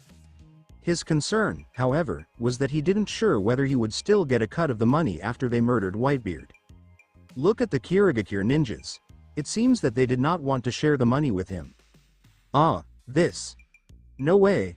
They can't break the promise. We agreed on a 30-70 split. Tomonori Aomizu struggled with his teeth. If they break the promise, I'll go directly to their Mizukage in the Kirigakure village.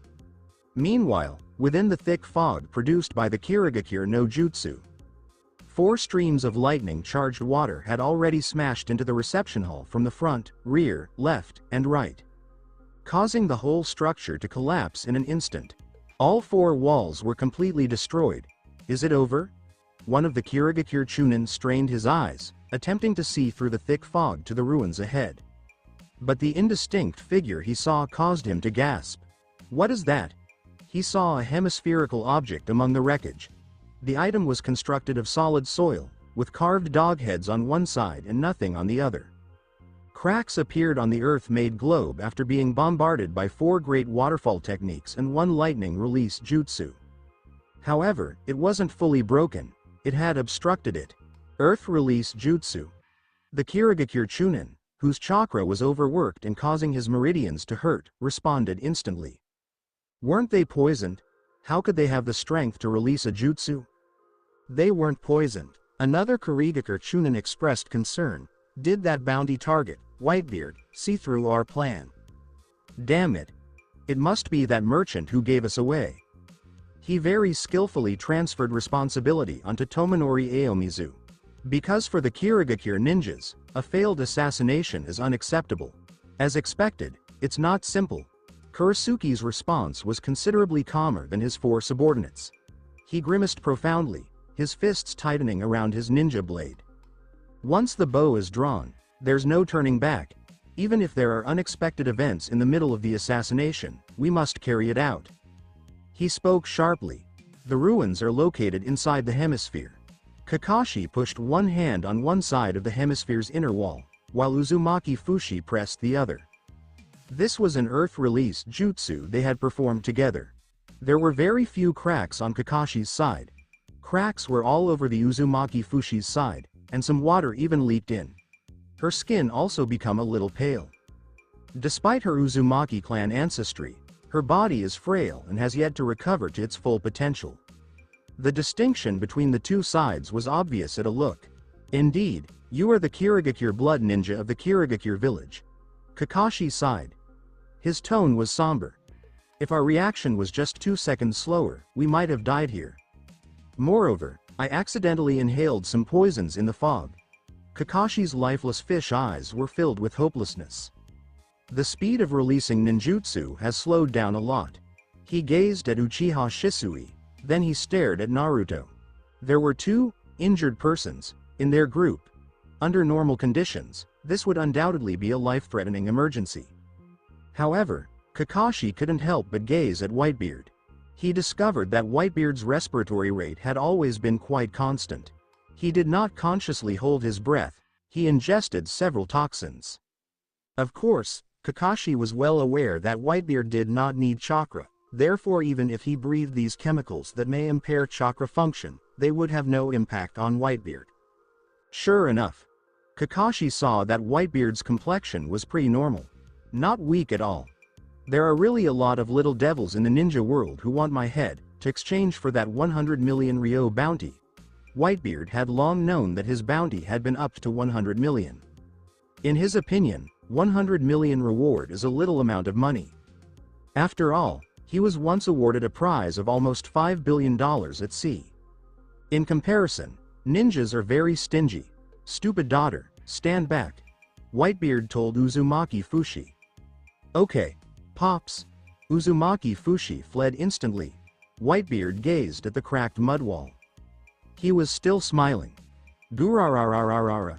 Let's see if these little ninjas from the land of water have the ability to take my head. Whitebeard grasped the Murakumogiri and casually swung a knife. Whoosh. He didn't employ the Conqueror's Haki or the Armament Haki.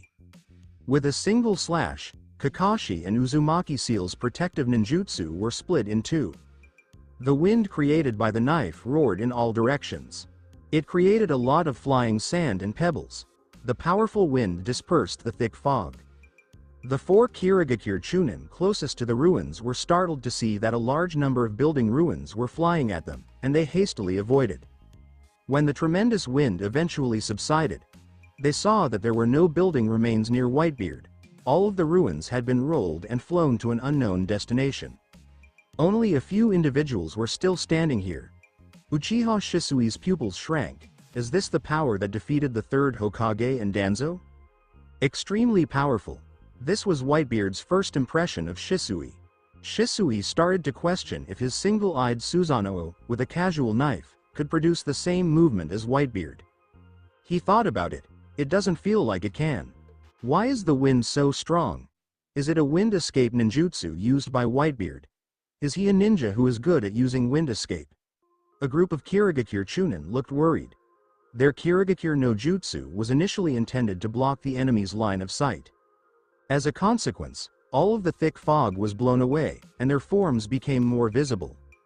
When they realized the situation was not right, they rushed to Kurisuke Raiga's side and the 5 of them stood together. I am facing Whitebeard. Killing has turned into a frontal battle. Kurisuke Raiga's expression was serious, but the murderous purpose in his eyes did not fade. He instantly observed a ninja close to Whitebeard, wearing a Konohagakure headband. Hitaki Kakashi. Kurisuke was surprised.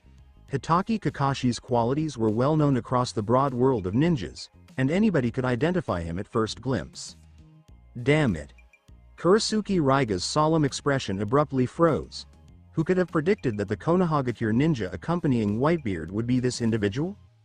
Kurisuke-sama, it seems like Hitaki Kakashi from Konohagakure has been affected by the poison. A Kirigakure Chunin next to him recalled.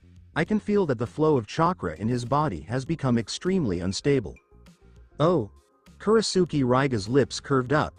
It seems that it is not a miscalculation, but a dinner provided by heaven. Whitebeard, Edward Newgate, a reward of 100 million Ryo. Hitaki Kakashi, you have a reward of 30 million Ryo. If they could get 130 million Ryo, just thought about it. Huh? At this moment, Kurisuke Raiga spotted a young guy covered in bandages, one eye open and one closed. He seemed familiar. Uchiha Shisui. Shisui of the body flicker. Kurisuke, a well-known Konohagakure ninja. let forth an involuntary shout of astonishment. What exactly was going on? Why would two Konohagakure ninjas be involved with a wanted criminal? The genius Uchiha with a bounty of 45 million ryo. Kurisuke Raiga repressed his disbelief since he had recognized that Uchiha Shisui was the weakest of the persons in front of him. He licked the ninja blade in his hands, and became even more aroused. 175 million ryo. All the missions I've done in my life are not worth this much money. Especially Shisui of the body flicker, Kakashi of the Sharingan. If I kill these two, I might even get a few Sharingan, right?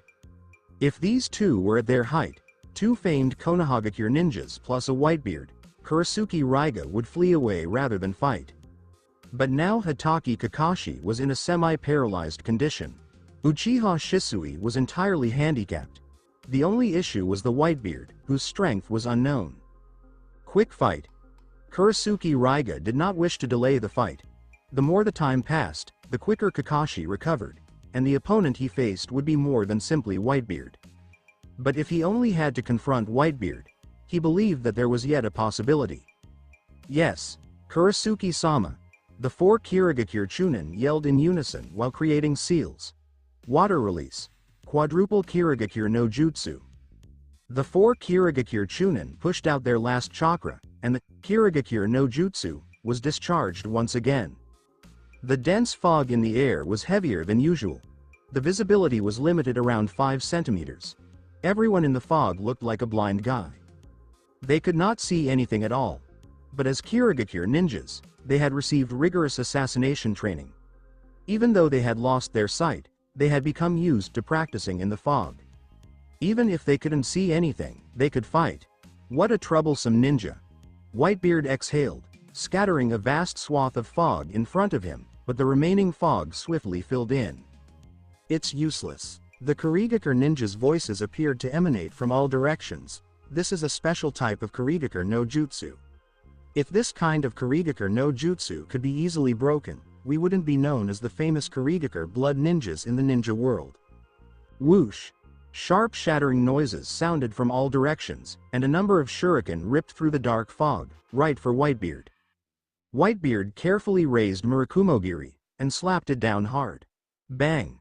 The earth under his feet fractured, and the waves of air rose, sending all of the approaching shuriken soaring. Be careful. There might be explosives on the shuriken. Shisui issued a fast warning. A big number of shuriken had not been shaken far away when they abruptly detonated in a succession, ejecting a great number of pieces that headed right toward Whitebeard. Boom, boom, boom, boom, boom. Shisui concluded that his warning was unnecessary since Whitebeard was not wounded. The steel pieces that might kill a human dropped on Whitebeard, leaving no marks. You've been tricked, big guy. Suddenly, the Kirigakure Chunin's shouts boomed out, and they appeared in front, behind, to the left, and right of Whitebeard. Using other sounds to cover up one's own voice is also one of Kirigakure's silent killing techniques. Their faces were paler than paper. Even though the chakra in their bodies was about to be depleted, they violently withdrew it from their cells. Water release. Water prison no Jutsu, and once again in unison. 4 torrential jets of water surged at Whitebeard and his companions. These 4 streams of water were unquestionably less forceful than the preceding Great Waterfall no Jutsu, but the flow of water was significantly heavier. Whitebeard and the others were quickly surrounded in it, producing a massive water ball. Oof! Old gurgle gurgle. The feeble Naruto grabbed his lips and nose, hoping to say something, but inadvertently took a large mouthful of water. Uchiha Shisui suddenly caught his breath. Karen and Uzumaki Fushi were also taken off surprise. Karen was instantly smothered by a mouthful of water, but there was no way for her to breathe in the water prison no Jutsu, and her small face became red from suffocation. Kakashi's expression had also altered. Ha ha ha. Well done. Kurisuke Raiga's voice burst out in the dark fog. This is the water prison technique of the Kirigakure village, an inescapable watery cage. Kurisuke Raiga's chakra surged, and the ninja sword in his palm thundered. It is also made of water. It can conduct electricity. Lightning release. Huh? Kurisuke Raiga didn't have time to act. He discovered that something was wrong. He could feel the air trembling, and the thick fog in front of him shook violently. This caused his pupils to contract, striking his knowledge blind spot. What is this? Ah! The shouts of the 4 Kirigakure Chunin were perfectly coordinated. The quick, powerful vibration force fractured all of their bones. Their bodies sagged down, like dirt.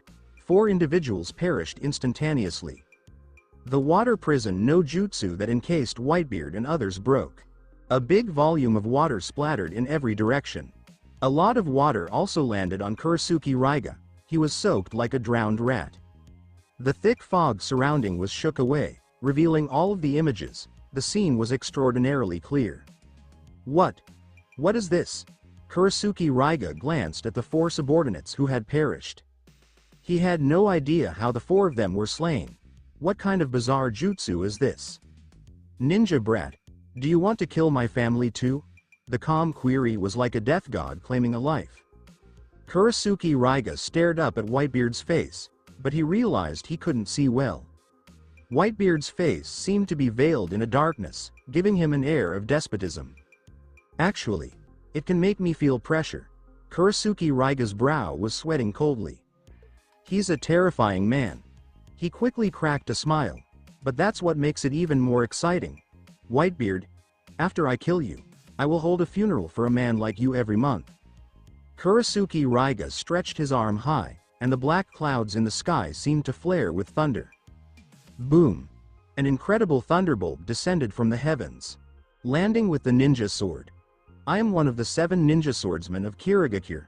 Kurisuke Raiga, surrounded by sparkling lightning, presented himself. Whitebeard. Today, the one who will kill you is called Kurisuke. Lightning release, Feast of Lightning. He didn't even need to establish hand seals. With a sweep of his 2 ninja swords toward Whitebeard, the lightning extended forward like branches. The lightning smashed everything in its path, even the earth. The crackling sound of electricity was accompanied by a bright brightness. Made Whitebeard squint slightly. Hey, it's really dazzling. It reminds me of an annoying little flash.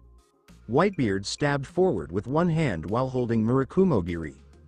Armament hockey-wrapped blade made contact with lightning and destroyed the sparkling thunderbolt. Don't underestimate my ninja sword. Lightning release. Tornado of the Thunder Dragon.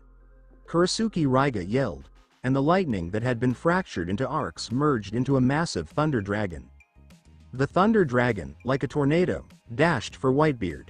A significant number of electric arcs spilled. The momentum was terrible. Don't think you can escape. Lightning blade technique, falling thunder. Kurisuke Raiga's movements continued as he ferociously drove his palm double blade into the ground, then swung it forward with all his power. 2 arcing lightning beams struck Whitebeard, engulfing him and the others in an instant. You can't avoid it, watching for the approaching thunder monster. Whitebeard's expression was filled with joy rather than concern. He expressed himself in hockey. Quite an interesting blade. From today on, this blade belongs to the Whitebeard pirates. Light waves vibrated around his right hand. Whitebeard's casual punch out of thin air created a massive disturbance in the region ahead. The impending Thunder Dragon was immediately smashed. The power of vibration, sweeping across the woods. The air was full with deep fractures. They had already spread to Kurisuke Raiga's side, much to his surprise. The strong vibration drove his muscles to explode inch by inch, and his Kirigakure forehead protection cracked. He vomited a considerable quantity of blood and organ bits. The vibration energy burst his weak eyeballs. The ears, nose, eyes, and mouth were all flowing blood. His limbs were twisted into strange forms. The bones had punched through the skin and were visible. The dignified one of Kirigakure village's 7 ninja swordsmen seemed especially helpless at this point. Whitebeard was capable to dealing with all of his spectacular strikes. On the contrary, it was Whitebeard's punch, he couldn't handle it. The curiously formed blade dropped to the ground, and Kurisuke Raiga collapsed in a humiliating face-to-earth position. Blood stained the ground around him vivid crimson. There was no more air left.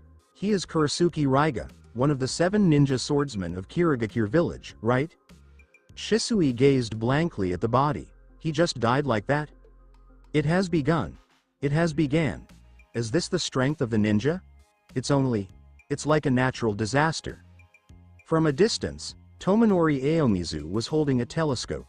To be honest, this was the first time he had seen such formidable Kirigakure ninjas in action, so he was both nervous and thrilled. They were 4 Chunin and one of the 7 ninja swordsmen. The one named Kurisuke Raiga was even a Jonin from Kirigakure village. Although everything in front of him was buried in dense fog, he could still see flashing lightning in the mist. His concern, however, was that he didn't sure whether he would still get a cut of the money after they murdered Whitebeard. Look at the Kirigakure ninjas. It seems that they did not want to share the money with him. This. No way. They cannot breach the pledge. We agreed on a 30-70 split. Tominori Aomizu gritted his teeth. If they breach the pledge, I will go straight to their Mizukage in Kirigakure village. Meanwhile, within the thick fog produced by the Kirigakure no Jutsu, 4 streams of lightning-charged water had already smashed into the reception hall from the front, rear, left, and right, causing the whole structure to collapse in an instant. All 4 walls were completely destroyed. Is it over? One of the Kirigakure Chunin strained his eyes, attempting to see through the thick fog to the ruins in front. But the indistinct figure he saw caused him to gasp. What's that? He saw a hemispherical item among the ruins, composed of solid earth, with multiple dog heads carved on one side and nothing on the other. If you enjoyed this content, don't forget to hit that like button and smash that after being bombarded by 4 great waterfall techniques and 1 lightning release jutsu. However, it wasn't fully broken, it had obstructed it. Earth release jutsu. The Kirigakure Chunin, whose chakra had been misused and was causing his meridians to pain, responded swiftly. Wasn't they poisoned? How could they muster the strength to unleash a jutsu? Were they not poisoned? Another Kirigakure Chunin looked upset. Did that reward target, Whitebeard, see through our plan? Damn it.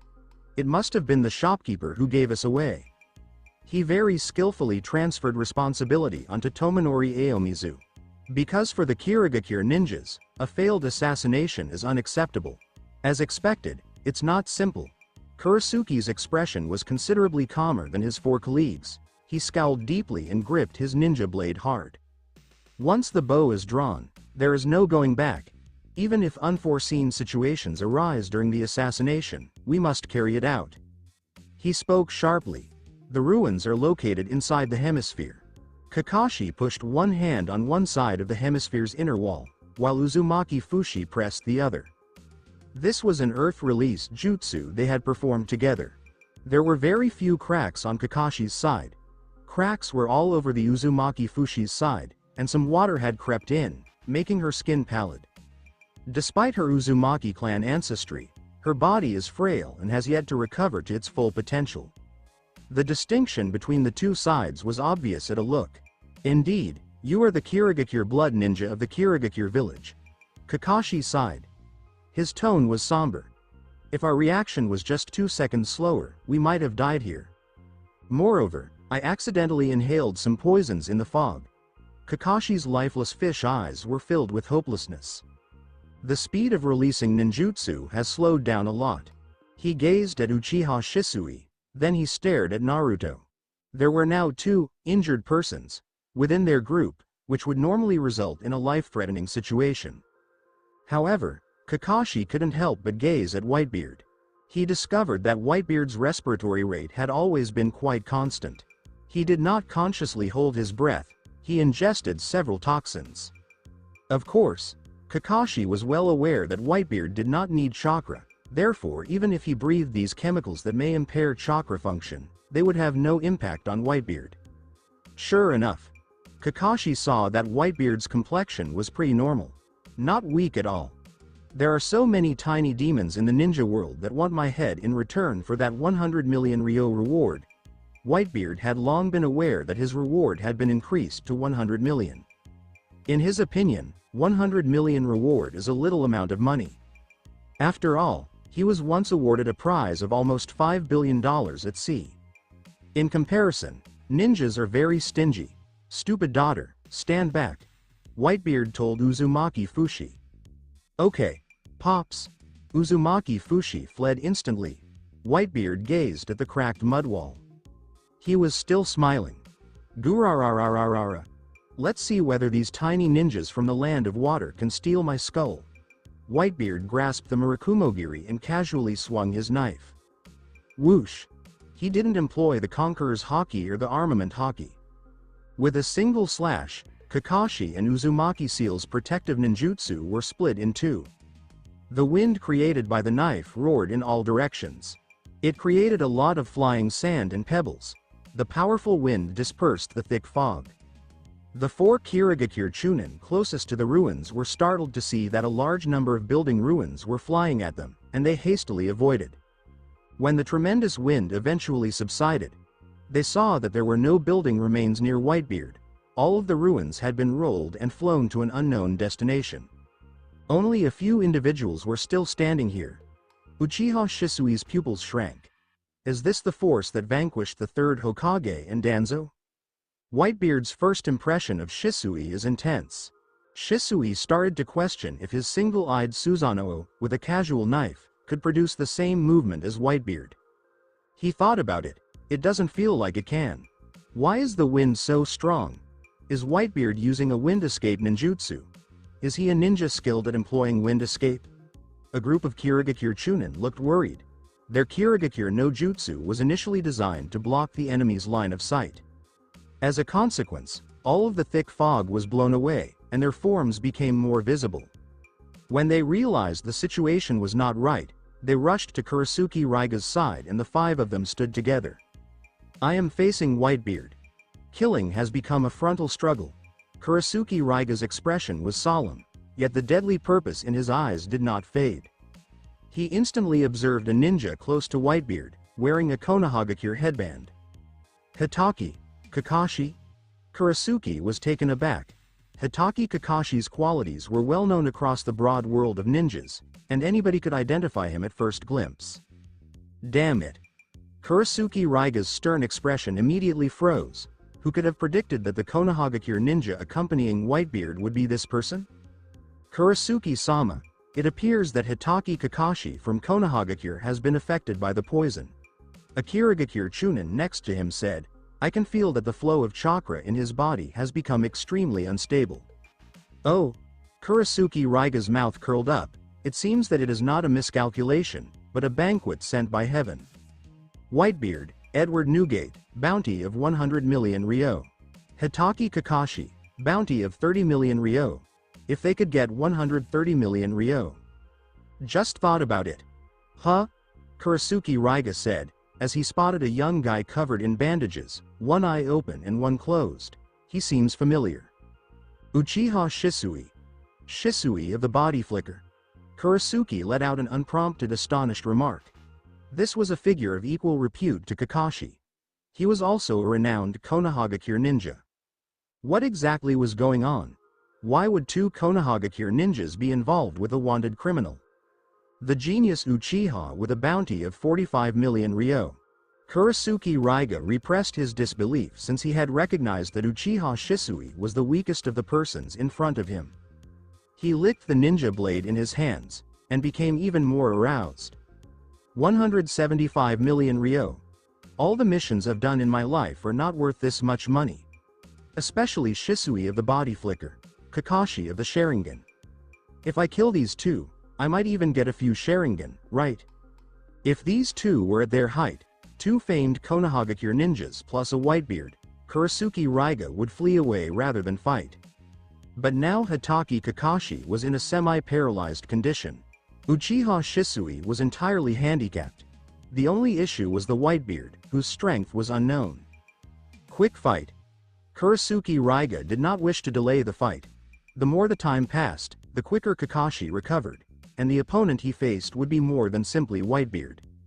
But if he only had to confront Whitebeard, he believed that there was yet a possibility. Yes, Kurisuke-sama. The four Kirigakure Chunin yelled in unison while creating seals. Water release. Quadruple Kirigakure no jutsu. The four Kirigakure Chunin pushed out their last chakra, and the Kirigakure no jutsu was discharged once again. The dense fog in the air was heavier than usual. The visibility was limited around 5 centimeters. Everyone in the fog looked like a blind guy. They could not see anything at all. But as Kirigakure ninjas, they had received rigorous assassination training. Even though they had lost their sight, they had become used to practicing in the fog. Even if they couldn't see anything, they could fight. What a troublesome ninja! Whitebeard exhaled, scattering a vast swath of fog in front of him, but the remaining fog swiftly filled in. It's useless. The Kirigakure ninjas' voices appeared to emanate from all directions. This is a special type of Kirigakure no Jutsu. If this kind of Kirigakure no Jutsu could be easily broken, we wouldn't be known as the famous Kirigakure blood ninjas in the ninja world. Whoosh! Sharp shattering noises sounded from all directions, and a number of shuriken ripped through the dark fog, right for Whitebeard. Whitebeard carefully raised Murakumogiri, and slapped it down hard. Bang! The earth under his feet fractured, and the waves of air rose, sending all of the approaching shuriken soaring. Be careful. There might be explosives on the shuriken. Shisui issued a fast warning. A big number of shuriken had not been shaken far away when they abruptly detonated in a succession, ejecting a great number of pieces that headed right toward Whitebeard. Boom! Boom! Boom! Boom! Boom!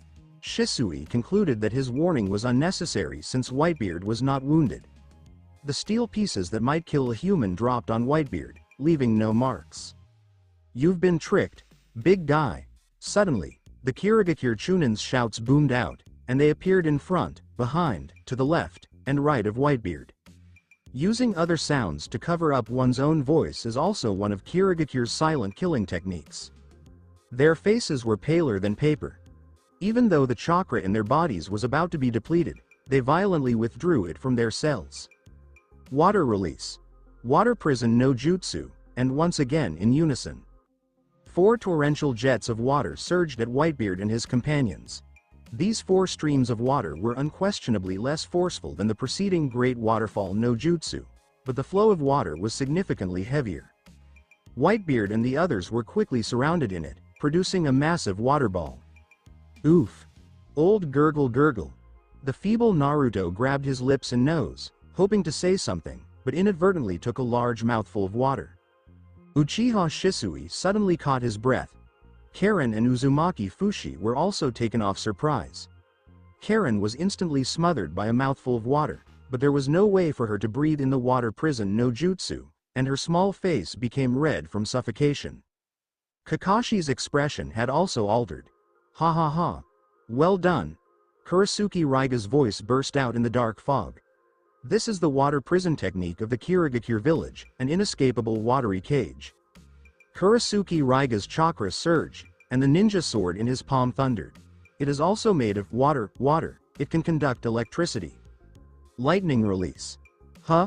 Kurisuke Raiga didn't have time to act. He discovered that something was wrong. He could feel the air trembling, and the thick fog in front of him shook violently. This caused his pupils to contract, striking his knowledge blind spot. What is this? Ah! The shouts of the 4 Kirigakure Chunin were perfectly coordinated. The quick, powerful vibration force fractured all of their bones. Their bodies sagged down, like dirt. 4 individuals perished instantaneously. The water prison no jutsu that encased Whitebeard and others broke. A big volume of water splattered in every direction. A lot of water also landed on Kurisuke Raiga. He was soaked like a drowned rat. The thick fog surrounding was shook away, revealing all of the images. The scene was extraordinarily clear. What is this? Kurisuke Raiga glanced at the 4 subordinates who had perished. He had no idea how the 4 of them were slain. What kind of bizarre jutsu is this? Ninja brat, do you want to kill my family too? The calm query was like a death god claiming a life. Kurisuke Raiga stared up at Whitebeard's face, but he realized he couldn't see well. Whitebeard's face seemed to be veiled in a darkness, giving him an air of despotism. Actually, it can make me feel pressure. Kurisuke Raiga's brow was sweating coldly. He's a terrifying man. He quickly cracked a smile, but that's what makes it even more exciting. Whitebeard, after I kill you, I will hold a funeral for a man like you every month. Kurasuke Raiga stretched his arm high, and the black clouds in the sky seemed to flare with thunder. Boom! An incredible thunderbolt descended from the heavens, landing with the ninja sword. I am one of the 7 ninja swordsmen of Kirigakure. Kurasuke Raiga, surrounded by sparkling lightning, presented himself. Whitebeard. Today, the one who will kill you is called Kurasuke. Lightning release, Feast of Lightning. He didn't even need to establish hand seals. With a sweep of his 2 ninja swords toward Whitebeard, the lightning extended forward like branches. The lightning smashed everything in its path, even the earth. The crackling sound of electricity was accompanied by a bright brightness. Made Whitebeard squint slightly. Hey, it's really dazzling. It reminds me of an annoying little flash. Whitebeard stabbed forward with one hand while holding Murakumogiri.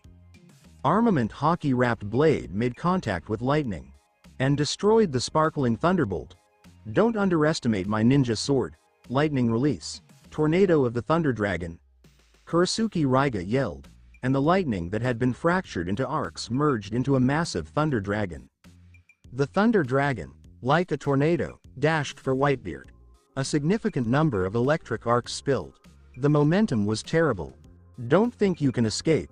Lightning blade technique. Falling thunder. Kurasuke Raiga's movements continued as he ferociously drove his palm double blade into the ground, then swung it forward with all his power. 2 arcing lightning beams struck Whitebeard, engulfing him and the others in an instant. You can't avoid it, watching for the approaching thunder monster. Whitebeard's expression was filled with joy rather than concern. He expressed himself in hockey. Quite an interesting blade. From today on, this blade belongs to the Whitebeard pirates. Light waves vibrated around his right hand. Whitebeard's casual punch out of thin air created a massive disturbance in the region ahead. The impending thunder dragon was immediately smashed. The power of vibration, sweeping across the woods. The air was full with deep fractures.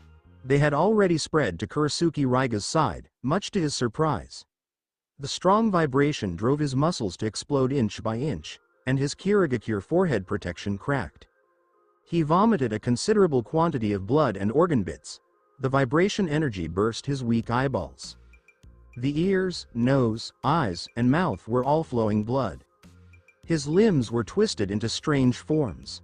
The bones had punched through the skin and were visible. The dignified one of Kirigakure village's 7 ninja swordsmen seemed especially helpless at this point. Whitebeard was capable to dealing with all of his spectacular strikes. On the contrary, it was Whitebeard's punch, he couldn't handle it. The curiously formed blade dropped to the ground, and Kurasuke Raiga collapsed in a humiliating face-to-earth position. Blood stained the ground around him vivid crimson. There was no more air left. He is Kurasuke Raiga, one of the 7 ninja swordsmen of Kirigakure village, right? Shisui gazed blankly at the body. He just died like that? The shipyard, which spans a wide area, is fiercely shaking, and several nearby structures have fallen. The earth has been rocked, leaving several unsightly fractures. A big volume of dust is raised aloft. It's as if the ground is trembling and the mountains are moving. Whether it was the 4 Kirigakure Chunin or Kurasuke Raiga, they had all turned into corpses laying on the ground. This incredible action lasted about a minute before coming to an end. 5 Kirigakure ninja. No one is alive. Is dealing with one of the 7 ninja swordsmen similar to killing a chicken? Hitaki Kakashi, next to Uchiha Shisui, said calmly and indifferently. Killing a chicken? Shisui was astonished, but he's one of Kirigakure's 7 swordsmen, right? That's because you don't realize how terrifying Whitebeard's keke is. Kakashi shook his head. Kakashi understood how powerful Whitebeard's skill was. He wasn't sure if it was a keke genkai or not, but he just believed it was a keke genkai. Kakashi went on. You can think of it as if you've activated your Mangekyo Sharingan, and then you use these eyes to kill a genin. Shisui was stunned, staring up at the wreckage in front of him. He noticed that what Kakashi's senpai stated was correct. The devastating force of this blow, it is extremely overblown. Cough cough. Karen was still coughing, and the water prison technique had severely choked her. When she recovered, she was a bit depressed. Mom, am I always dragging Pops down. Do not disrespect yourself. Naruto stopped Uzumaki Fushi before he could finish speaking. Although Naruto was frail and seemed to have been tormented hard, but he persisted on telling Karen, "This is what Pops taught me. A man of the sea would never degrade himself. He will not let people degrade him. Even if you are a female, you cannot do this." Naruto spoke earnestly. Karen, Naruto is right. Uzumaki Fushi wiped the watermarks off her daughter's cheeks and murmured gently, "Didn't we say earlier that we would study hard to learn ninjutsu and assist Pops in the future? Help Pops." Karen immediately cheered up. "I got it, Mom." She turned her head again and said, "Thank you, Naruto." Hee. Naruto rubbed his head, laughing. Helping family members solve their problems made Naruto really happy. Whitebeard had already begun to move up slowly. He picked up the two thunder swords, fangs, dropped by Kurasuke Raiga, which were curiously fashioned. At first sight, they seemed like two iron branches. The blades were quite sharp. However, when contrasted to Whitebeard's stature, these two swords were like two little fruit knives, as he took them up in a pinching gesture. Perhaps since Kurasuke Raiga had just passed away, there were still some weak arcs flashing on the thunder sword, Kiba. But their arcs couldn't do any damage to Whitebeard. They couldn't even numb Whitebeard's fingers. A sword that can discharge electricity. Whitebeard lifted his brow and chuckled loudly. If it's on the Grand Line, it must be a rare famous sword. It must be worth a lot of money, right? Even if it's not worth money, if we recruit a swordsman in the future, we can give these two thunder swords to him. Gurarararara. Isn't this also a kind of dual wielding? Whitebeard remembered Vista on the ship. That dumb kid of his is one of the best swordsmen aboard the ship.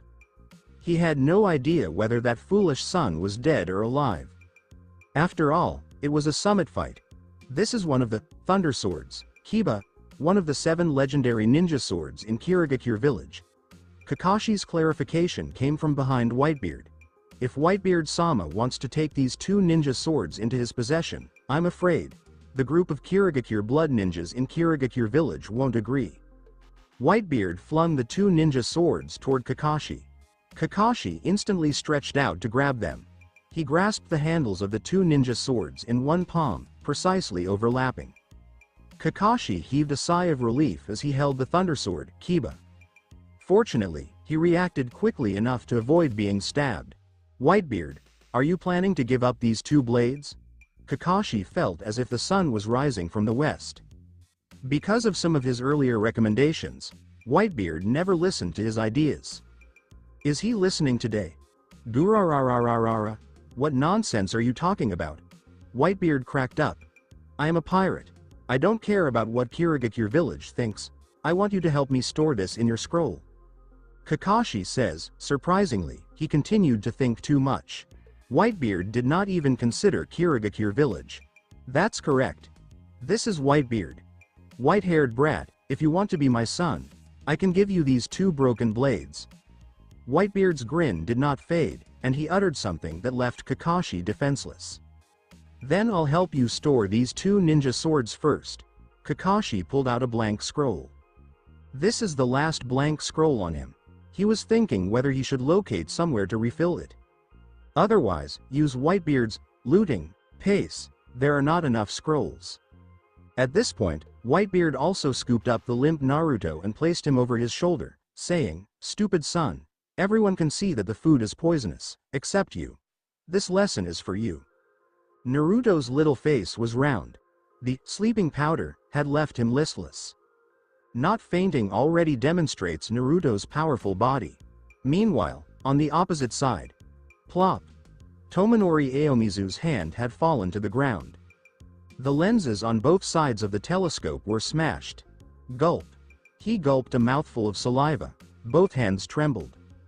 They're all monsters. Kurasuke Raiga, this kind of Kirigakure ninja, is already a group of monsters, and that Whitebeard is even a big monster among monsters. This was his first encounter with such a fierce ninja combat. Thunder from the skies and an earth-shattering tremor. Everything made his heart quake. His legs were weak. What startled him even more was that the dignified one of Kirigakure village's 7 ninja swordsmen, a high-ranking person across the village, had perished at the shipyard he was in charge of supervising. 5 ninjas together were no match for Whitebeard. Wait. Tomonori Aomizu said, and terror started to rise in his heart. Kirigakure ninjas are dead, won't Whitebeard come to me right? No good. I can't stay here any longer.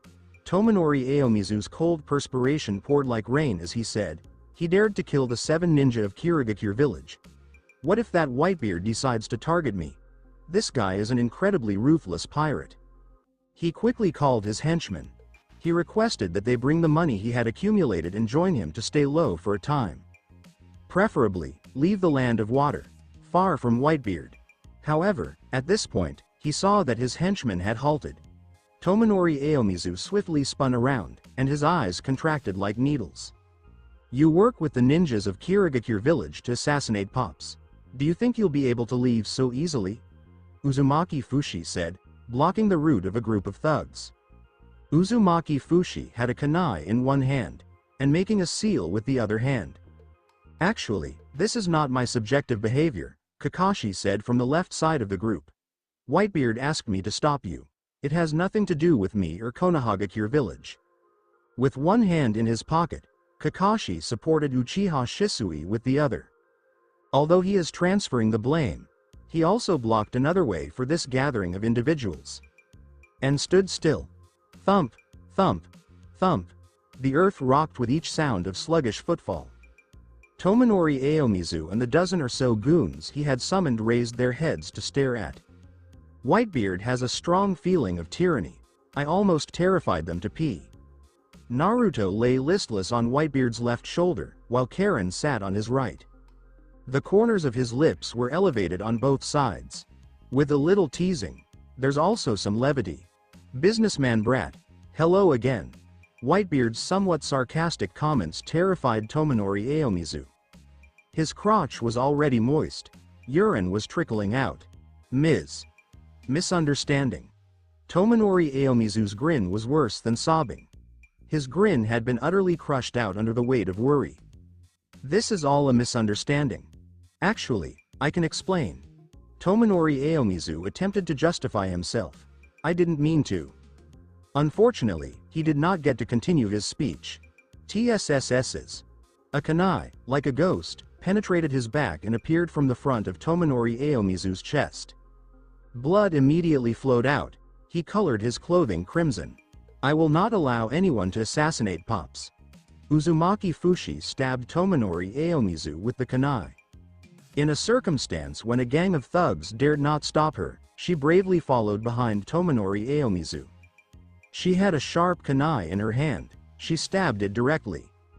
Uzumaki Fushi had no uncertainty on his face. She had always identified Whitebeard and the Whitebeard pirate group as a large family. She wished more than everything that this family would stay united. She would not let anybody in her family be harmed. Hey! Tomonori Aomizu was at a loss for words. Blood and froth were oozing from his lips. Breathing became more difficult, and his awareness got less clear. The sorrow in his heart caused him to feel regretful. Until he tumbled hard to the ground, he died on the spot. It appears I must go find the second person in charge of this shipyard. Kakashi placed his kunai aside. He ignored the gathering of warriors who were staring at each other with trepidation. The events that followed proceeded considerably more smoothly, since corpses were impaled on Whitebeard's Murakumogiri. 4 soft bodies of Kirigakure Chunin. 1 mangled corpse from the 7 ninja swordsmen. 1 corpse of Tomonori Aomizu Murakumogiri's sword hung across 6 corpses, similar to skewered candied haws. It was quite startling. When the other staff at the shipyard saw the dead, they were terrified and trembled. They did not dare to oppose and followed Whitebeard's directions.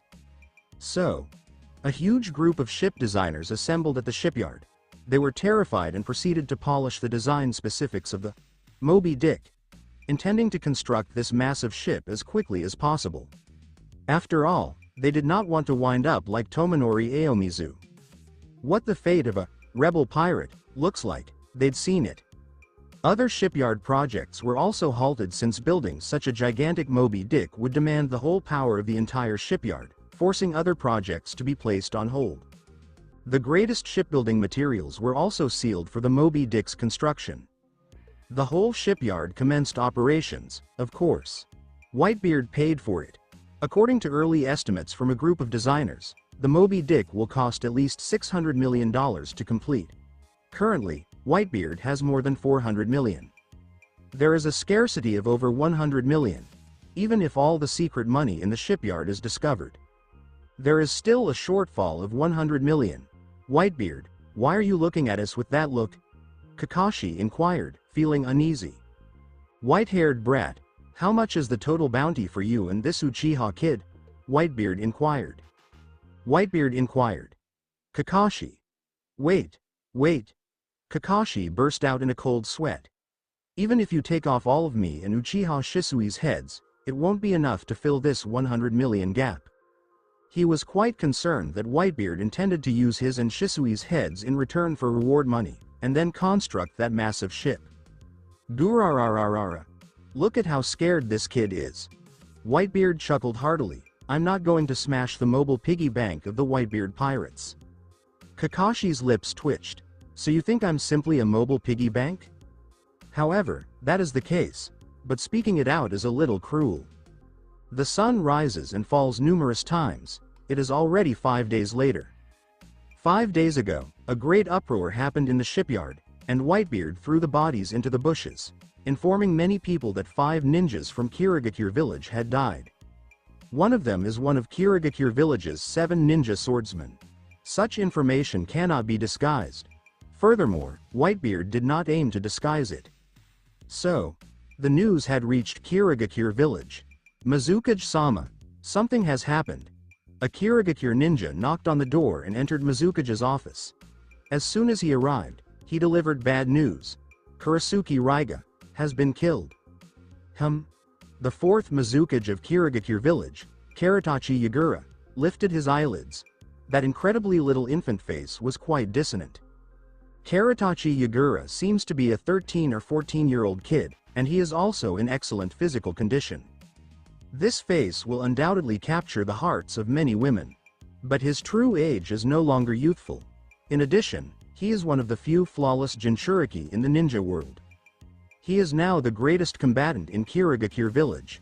Kurasuke Raiga is dead. Yagura Karatachi's expression was frigid, and an intangible murderous purpose emanated from him. The temperature in Mizukage's workplace decreased by several degrees. He inquired, who killed him? According to the news, it was Edward Newgate. The Kirigakure ninja swallowed his spit and avoided looking directly at Karatachi Yagura.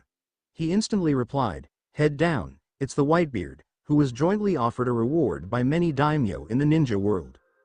Whitebeard's reputation as a pirate has already gone across the ninja community. He devastated the Kusagakure village with his own might and murdered the daimyo of the Land of Grass. Such actions are sufficient to cause individuals to lose their glasses. Even if Kirigakure village is closed and locked, it may still receive external news. Whitebeard. Karatachi Yagura's eyes narrowed. A crimson light flared in the depths of his pupils that regular people couldn't see, but it swiftly faded away. It's back to normal. Besides, 4 Chunin were also killed. They were all under Kurasuke Raiga. The ninja from Kirigakure kept going. Tomonori Aomizu from the shipyard was also killed. The entire shipyard has been controlled by Whitebeard. He's really arrogant. Kajora Yashira was filled with deadly intentions. Killing one of the 7 ninja swordsmen, and forcibly taking over a shipyard built by Kirigakure village and Gado group. Has Whitebeard become so arrogant that he doesn't take Kirigakure village seriously? Also, Kurasuke Raiga is a waste. He was scared away by a single person from Konohagakure village during the Great Ninja War. Now, he has been killed by Whitebeard. Giving him that ninja sword was simply a waste. The violent determination that spilled forth caused the office wind to swell. The Kirigakure ninja who was bending his head was bitterly sweating and soaking his back. Mizukage-sama, how should we deal with that Whitebeard? The Kirigakure ninja couldn't help but inquire. Fight fire with fire. Karatachi Yagura said coldly. On the other side of Kirigakure village, Whitebeard, this man actually came to the land of water. Terumi Mei, who has long reddish-brown hair, stiffened her face. Her youthful posture was not as mature as it would become later in life. He even killed Kurisuke Raiga. Terumi Mei broke down in tears. I originally wanted to win over Kurisuke Raiga, but I didn't expect him to die so recklessly. Ow, our potential allies have lost one more. Next to Terumi Mei was a ninja with an eye patch. This guy was the Byakugan killer, ow, that appeared on the Konohagakure bounty list. Kurisuke Raiga is not a good person, Ao said with composure. Winning him over is actually not important. Terumi Mei reflected. That's true. Can we pull Whitebeard over to our side? She suddenly had an ill-conceived suggestion. What do you think? Can we make Whitebeard our ally? If we have such a strong ally, we might be able to end this blood mist completely. Win over Whitebeard? Ao couldn't believe her eyes. Isn't he a wanted criminal?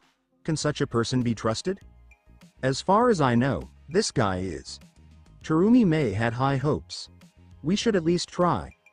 Rumor has it that Whitebeard doesn't belong to any ninja village. He's a pirate who wanders around the ninja world. The land of water, pirates, don't these two words look so perfect together? Maybe we can really invite him to the land of water? Ao wrinkled his forehead harder and deeper, certain that this thought was too stupid. It does not sound very dependable, but it's certainly worth a try. Within the Gado shipyard in the land of water, the remnants of the buildings demolished by Whitebeard, Kurisuke Raiga, and other Kirigakure ninjas are now Naruto's normal training site. At the time, Naruto is blinded. His ears are also clogged. Even more crazily, Naruto's nose is also clogged. He can only breathe from his lips. His eyes, ears, and nose are all closed. He cannot see. He cannot hear. He can't smell. Whoosh! But at this very instant, a violent cracking sound rang out. Naruto quickly moved to the side, as if he had a third eye, and an unfamiliar item brushed by his forehead. The mysterious item was a little stone hurled by Whitebeard. Of course, the little stone is just for Whitebeard. This stone is almost half the size of Naruto's skull. Whoosh! Before Naruto could regain his balance, the second stone soared past. Nonetheless, Naruto remained calm. He dodged again. Gurararararara, stupid son. You're making progress quite quickly. Whitebeard complimented Naruto's skill. There were 100 stones alongside him at first, but suddenly there were none left. Whitebeard was really satisfied with Naruto's incredible improvement. Naruto's ears were muffled, so he couldn't hear Whitebeard's comments at all. He just thought that his present position was highly strange. Even if all of the body's senses are turned off, however, he can still feel other things. Just like the elderly guy stated, it's like having a third eye. He can see the trajectory of things even with his eyes closed. This is the first stage of observation haki, Big Fox. I believe I did it. Naruto reached out to Nine Tails in his heart. During these days, Naruto was not only particularly trained by Whitebeard, but he was also forced to rush inside the ceiling space while sleeping. Then accept Nine Tails' nasty special training. It's the same as his getting battered in 2 places. His body and spirit. Both are hurting. Kid. I'll give you a little power now. Let me take a good look at what your current state is like. Kurama's words rang in Naruto's heart. The following moment, the chakra of the Nine Tails spread throughout Naruto's body. Naruto was obviously aware that this was not his own chakra, rather, it was 100 times larger. And this is only a little amount of strength that Nine Tails bestowed to Naruto. Whitebeard saw Naruto's transformation, because Naruto's skin started to reveal visible chakra. That's a pretty unique orange-red chakra. Is that tailed beast fox? Whitebeard narrowed his eyes but did not stop. He felt that this chakra was harmless, but if Naruto exhibits any other irregularities, Whitebeard will not hesitate to knock him out. And spread the Nine Tails chakra. Nine Tails does not know what Whitebeard is thinking right now. Nine Tails is now attempting to gauge Naruto's emotional condition. Is this the observation haki that Whitebeard mentioned? Nine Tails was involuntarily startled. What kind of technique is this? No need for hand seals, it's like a unique instinct of the body. It's different from the Kagura mind's eye of the Uzumaki clan. Nine Tails is said to be knowledgeable, but Naruto's situation. Honestly, this is the first time it has seen it. It's like a Kekkei Genkai that you can get just by practicing. Nine Tails recognized what it had stated was redundant. This is quite similar to a Kekkei Genkai and may similarly be attained with practice. If Nine Tails had this talent, then Nine Tails would not be terrified of Sharingan. Most of the Sharingan's powers need eye contact with the opponent to be used, so why not just shut your eyes? Are you still worried about losing your eyesight after using observation haki? Or to say, if the Sharingan manipulates and interferes with a person's five senses, he or she is drawn into a problematic delusion. But the observation haki is distinct from the human five senses. Can it sense the world outside the illusion? Nine Tails squatted in the confined compartment and rubbed its chin with a large paw. It's frowning and contemplating. This signifies whether the Nine Tails can break free from the Sharingan's control, whether they can no longer dread the Uchiha's Mangekyo Sharingan. It is a serious topic for the Nine Tails to consider. Brat, from now on, let's switch our roles. Nine Tails spoke to Naruto. Huh? Naruto was perplexed and inquired in his heart, switch roles? You this human stinky brat, how can you have no enlightenment at all? Do you have to let this lord say these words to make you understand? Nine Tails rolled his eyes and was a little sly. The meaning is. Cough cough. The meaning is. Anyway. You try to attack me in the sealed space, and then I close my own five senses and avoid your attack. Naruto had a startling realization. Big Fox, are you trying to take the elderly man's observation haki? Naruto was astonished. Nine Tails immediately flushed like a fox. The blue veins on his forehead shook wildly. It began to argue. You stinky brat, don't talk nonsense. How can this be called stealing? The tailed beast. The tailed beasts is. How can it be called stealing? That's not called stealing, that's called. That, anyway, it's not called stealing, do you understand? Stinky brat. Naruto discovered that his blindfold had been removed by someone. He could hear the voice mentioning the Nine Tails growing fuzzy. Pops? Naruto saw the light again and realized that the Whitebeard in front of him was the elderly guy who removed his blindfold. Gurararararara. Whitebeard was chuckling. Take out the things that are blocking your ears and nose. Stupid son. Congratulations, you have learned observation haki. Whitebeard understands more than anybody else about the three forms of haki, including observation haki. He knows Naruto has passed the boundary. He has already entered the entrance of observation haki. I have taught many stupid sons observation haki. Some of them spent more than 10 years and still couldn't learn. Some needed several years to enter the door, while others learned in a year. And you, Whitebeard chuckled, stupid son, do you know how long you spent? Naruto shakes his head. For Naruto, every day of special training seems like a year, and the terrible and essential torture training has nearly caused him to lose his sense of time. Just 2 months. Whitebeard ruffled Naruto's hair. You've perfected it in just 2 months. Ha ha ha. You are deserving of becoming my son. You are a genius among geniuses. Whitebeard is not the kind of guy who would punish his own kid. If his kid does well, he will not hesitate to praise him. Of course, Dad will not overindulge his kid. Naruto's abysmal special training can explain everything. Pops, it might be 4 months. Naruto firmly sold out Kurama. Every day, as I sleep, I shall enter the ceiling space. In the ceiling gap, the enormous fox also helps me practice observation haki. Oh, the tailed beast inside you, Whitebeard said, raising an eyebrow. He has a different perspective on Nine Tails now. 4 months, still a genius. Whitebeard rubbed Naruto's shoulder with his finger. Do you know how long Marco, who is also a captain like you, took to learn observation haki? Marco? Naruto recognizes this individual. He is Pop's first son and the commander of the former Whitebeard pirate group. Naruto shakes his head, indicating that he did not know. 6 months. Whitebeard's grin became brighter. Even if you include your practice in your dreams, you are still 2 months ahead of him. Naruto's eyes widened. Am I so amazing?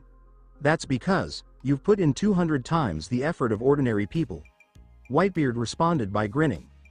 If one day you can return to the sea, Marco will definitely be shocked if he knows that I have adopted such a son. Gurararararara. Pops, isn't that the sea over there? Naruto inquired in bewilderment. Whitebeard's attention shifted to the water not far away. He thought for a minute.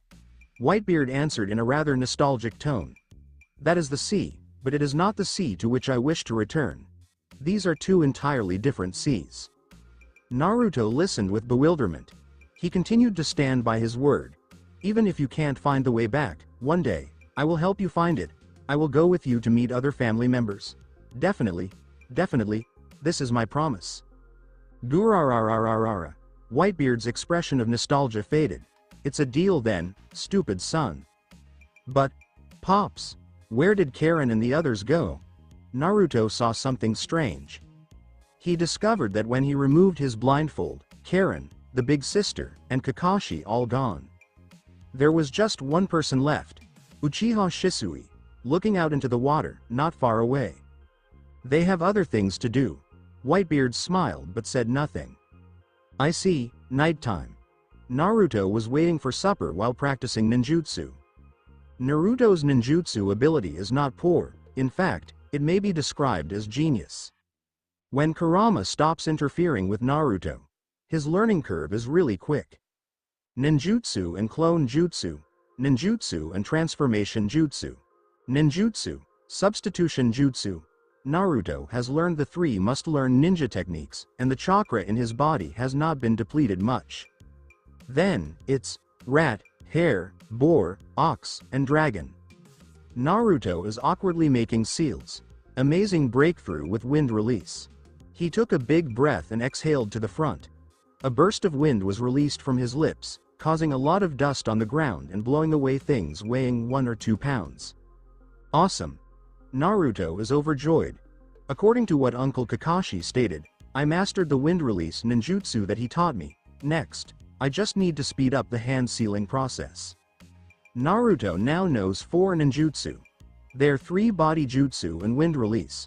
Great breakthrough. Kakashi taught him all 4 ninjutsu step by step. But this time, why is Pops not present? Naruto glanced about in bewilderment. The sky is already black at this time. Naruto's present eyesight is weak, with just the faint moonlight allowing him to see anything. That Uchiha Shisui is also gone. Naruto rubbed his head in perplexity. Where has everyone gone?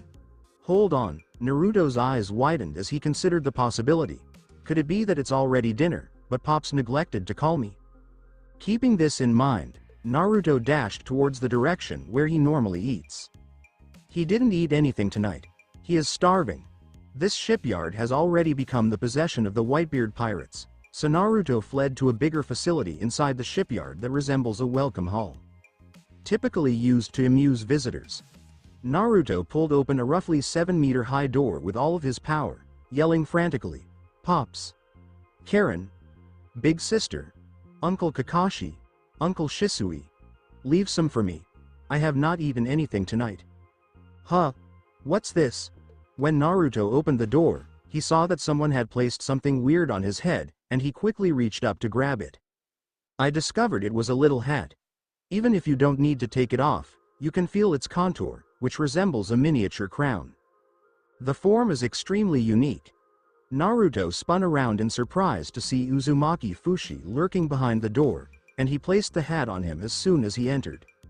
The elder sister seemed to know he was about to rush over. Happy 6th birthday, Naruto. Uzumaki Fushi gave a kind grin. Her voice is as soothing as water, making Naruto stand still on the location. He reflexively shifted his head to gaze ahead, where there was a very huge and long table. They had been dining here lately. Not only are there a variety of meals on this table, but there is also an enormous cream cake. The massive cake is several times larger than Naruto. The cake must have a diameter of at least 2 meters. Its height is at least 4 meters. Naruto. Karen holds a present package. I was run over the whole way. She grinned broadly at Naruto. This is the birthday gift that Mom and I prepared for you. We have been doing it for several days. You can't. Ah. Why? Why are you crying? Yes. Naruto wept. Naruto thought he had followed Pops for so long that he dared to pierce a ninja's body with a kunai, believing he was already a strong man who would never weep again. But he didn't understand why he couldn't control his nasty emotions. And the sourness is no longer a grievance, it's a kind of bliss. Naruto didn't understand why he was crying when he was joyful. When you were joyful, shouldn't you laugh? I. Naruto was wiping his tears quickly, but the more he wiped, the more tears he had, and his sleeves were soaked. I even forgot that today is my birthday. Naruto broke down. I remember I just mentioned my birthday a long time ago, and everyone actually remembered it. No one has ever celebrated my birthday. Now, don't you have a family to celebrate your birthday with? Uzumaki Fushi smiled sweetly. Naruto, we are family. Naruto gave a heavy nod. He accepted the present from Karen. Naruto. Kakashi's voice sounded confused and guilty. This is for you. Uncle Kakashi. Naruto examined the scroll in Kakashi's palm. Your birthday present. Kakashi grinned, suppressing his guilt. This is the wind release ninjutsu I arrange. C level, B level, A level. Every wind release ninjutsu that I know is documented on this scroll. Inside, there is a very specific ninjutsu. I'm not especially skilled at it, but I understand the theory. I also understand how it should be practiced. And, this very special ninjutsu. Kakashi hesitated before continuing. It's the ninjutsu of my instructor, who is your biological father. Naruto's eyes were wide as could be. Biological father, biological. Naruto mumbled. Even if you are not willing to recognize him as a father right now, he is related to you by blood. Kakashi put the scroll into Naruto's arms and continued, including that very special ninjutsu, there are 92 wind release ninjutsu in it. Among these, Shisui has included 2 wind release ninjutsu, which may also be considered a birthday present to you. Shisui, not far away, waved to Naruto. I gave Naruto a grin. Gurarararararara. Come here. When Naruto heard Pop's voice, he automatically wanted to avoid, mostly because of the moves during the observation hockey special training, which were practically becoming muscle memory. Thankfully, Kakashi responded, helped Naruto capture it. This is a birthday gift from Whitebeard. Kakashi crammed the package into Naruto's arms, making him practically unable to grasp it all. I. Naruto sniffed and smiled brilliantly, but tears remained on his cheeks. Thank you, everyone. Thank you very much. The feeling in Naruto's heart is difficult to explain in words. This is the first time someone has celebrated his birthday. Even Grandpa Hokage has never done so for him. Naruto still recalls. Naruto witnessed many of his classmates celebrate their birthdays in Konohagakure village, and they all got presents from friends or family. He felt jealous at the moment, but he understood that birthday gifts were not for him, the demon fox. He was looking forward to celebrating his birthday with the Hokage grandpa, but the Hokage grandfather was usually quite busy. Naruto sometimes feels unworthy of celebrating his birthday. But today, someone is throwing a birthday celebration for him. His family. Gurararararara. Come and blow the candles. When Whitebeard arrived, he just let Naruto take it up. Otherwise, Naruto's height may prevent him from blowing out the candles unless he uses wind release ninjutsu. Stupid son. After blowing the candles, you will be 6 years old this year. In a few months, you should go to ninja school. By then, don't embarrass the Whitebeard pirates. Yes. I will work hard. Pops. Naruto took a big breath.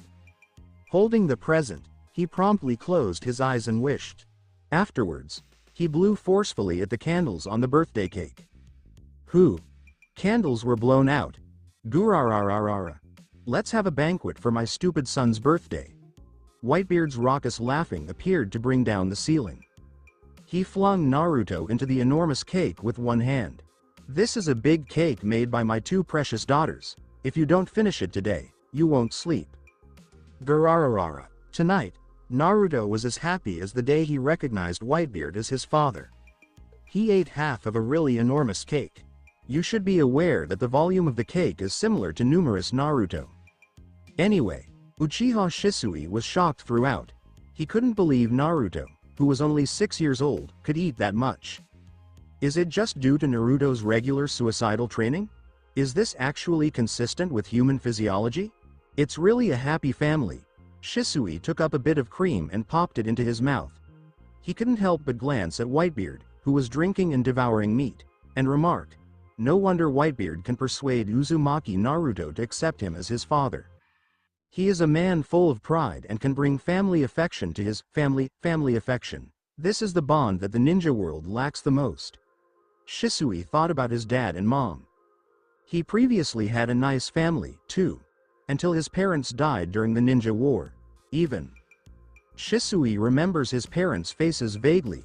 Honestly, he is really jealous of Naruto. A happy family constantly entices newcomers to join.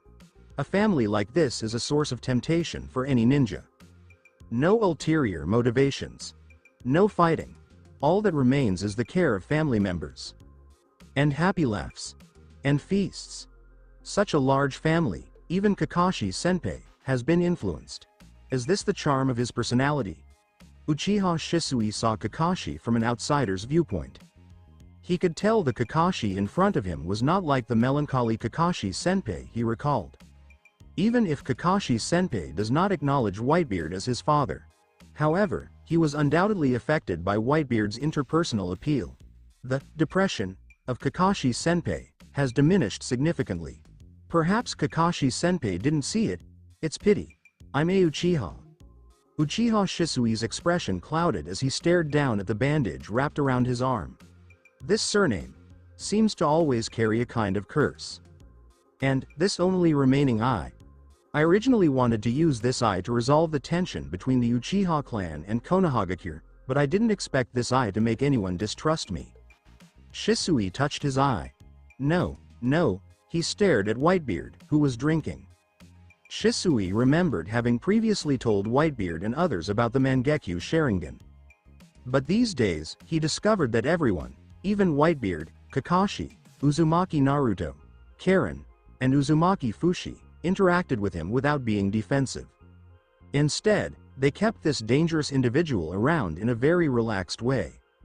They're also not concerned that he'll use his eyes to manipulate someone's thinking. It's a peculiar kind of trust. Shisui was astonished. It turns out that besides Itachi, there are so many people who trust me when they know the secret of my eyes. He discovered. The Whitebeard pirates are distinct from Konohagakure. And it is even more distinct from the Uchiha clan. The next day, early dawn. Gurararararara, stupid son. Don't think you can slack off after entering the observation hockey. Whitebeard's voice burst out at 5 a.m. Detecting the trajectory of the attack is just the basics of observation hockey. The next stage is to expand the range of observation hockey perception. Your perception range is less than 10 meters, Whitebeard roared. The layers of sound waves are apparent with the naked eye. Sorry, Pops. I accidentally overslept for 2 minutes, I'll get up and practice right away. Naruto awoke like a spring. So, Naruto began a fresh day of specialized training. This time, the weight on his body has reached an astounding 1,000 kilograms, yet it is apparent that such an incredible weight is painful for Naruto. Every move he makes, he clenched his teeth, his body was shaking. The blue veins on his forehead were visible, and his small face was flushed with breathlessness. But he had to cling on and attempt to keep his body balanced. Because Naruto understands that only by clinging on will he get stronger. To defend the family of the Whitebeard pirates. 10 kilometers. Naruto clenched his teeth and mumbled, the weight-bearing walking distance prescribed by Pops. If that had happened previously, he would have yelled. He would assume Whitebeard was going to murder him. However, Naruto feels certain that he will be able to hang on since his body has long been different from before. In addition, there is a large fox to support. Naruto understands that as long as his body or awareness is close to give up, the large fox will undoubtedly give him strength to keep going. However, when Naruto traveled a few hundred meters with 1,000 kilos on his back, he had a little mishap. Naruto's eyes instantly widened.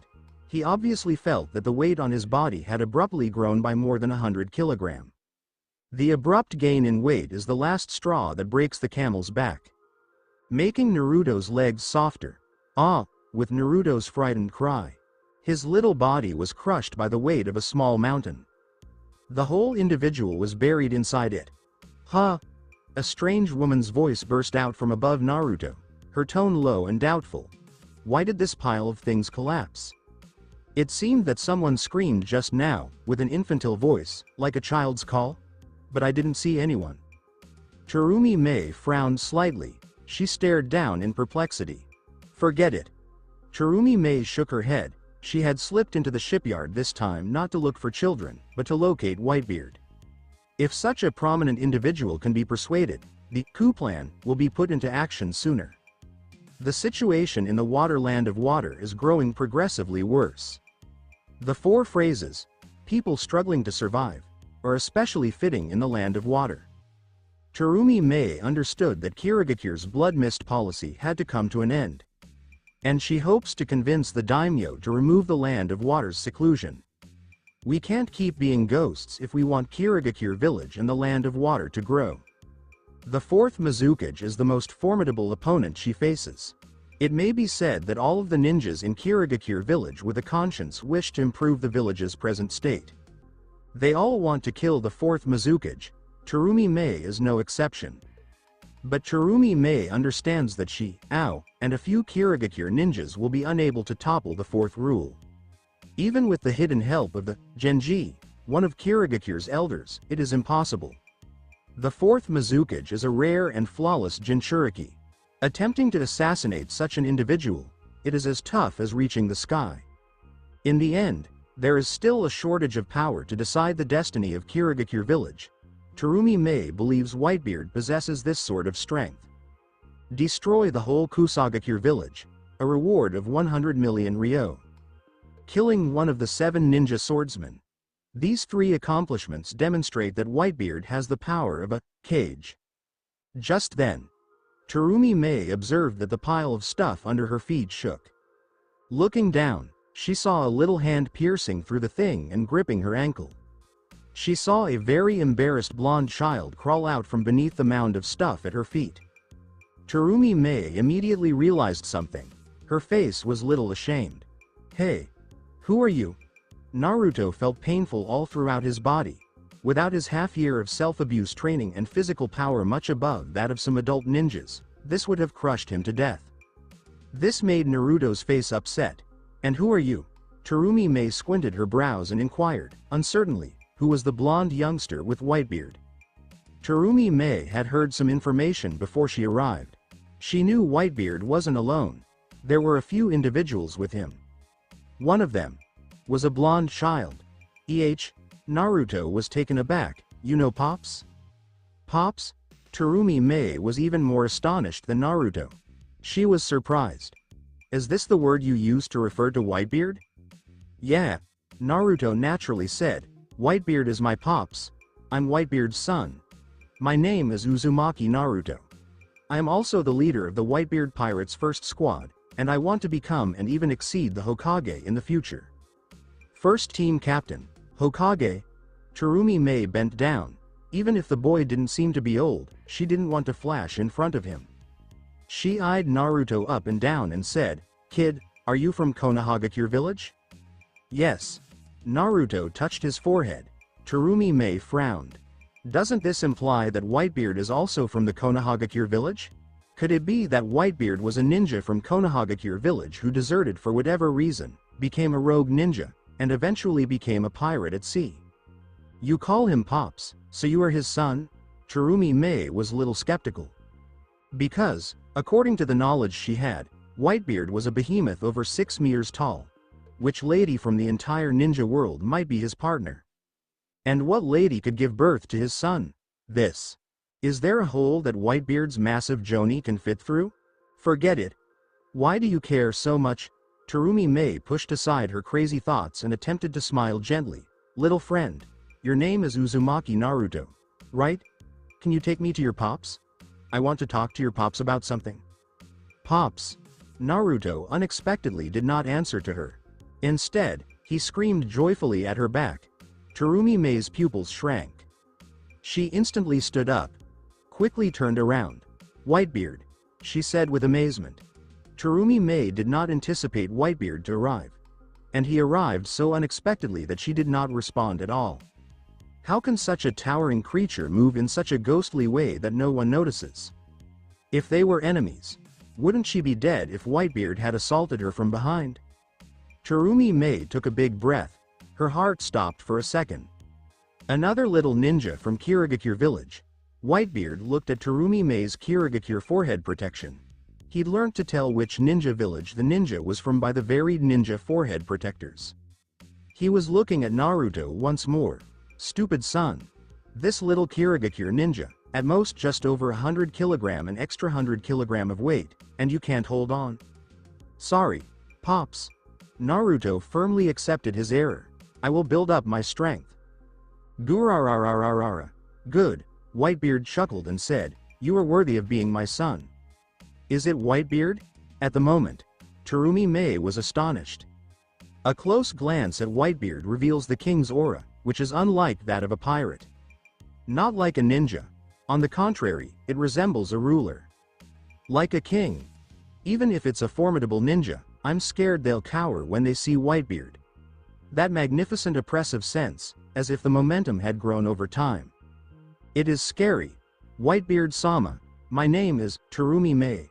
As you can see, I come from Kirigakure village, but I'm not here to cause trouble. Terumi Mei didn't mince words. She understands that when dealing with such a guy, you must be direct and avoid ambiguity. I want to collaborate with you.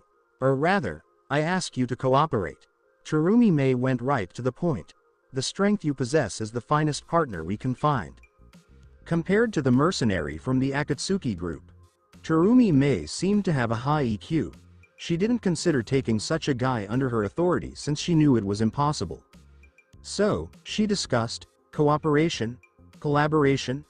Whitebeard asked her with hollow eyes. Kirigakure brat, if pirates wish to speak about collaboration, they must meet each other to choose who would lead this cooperation.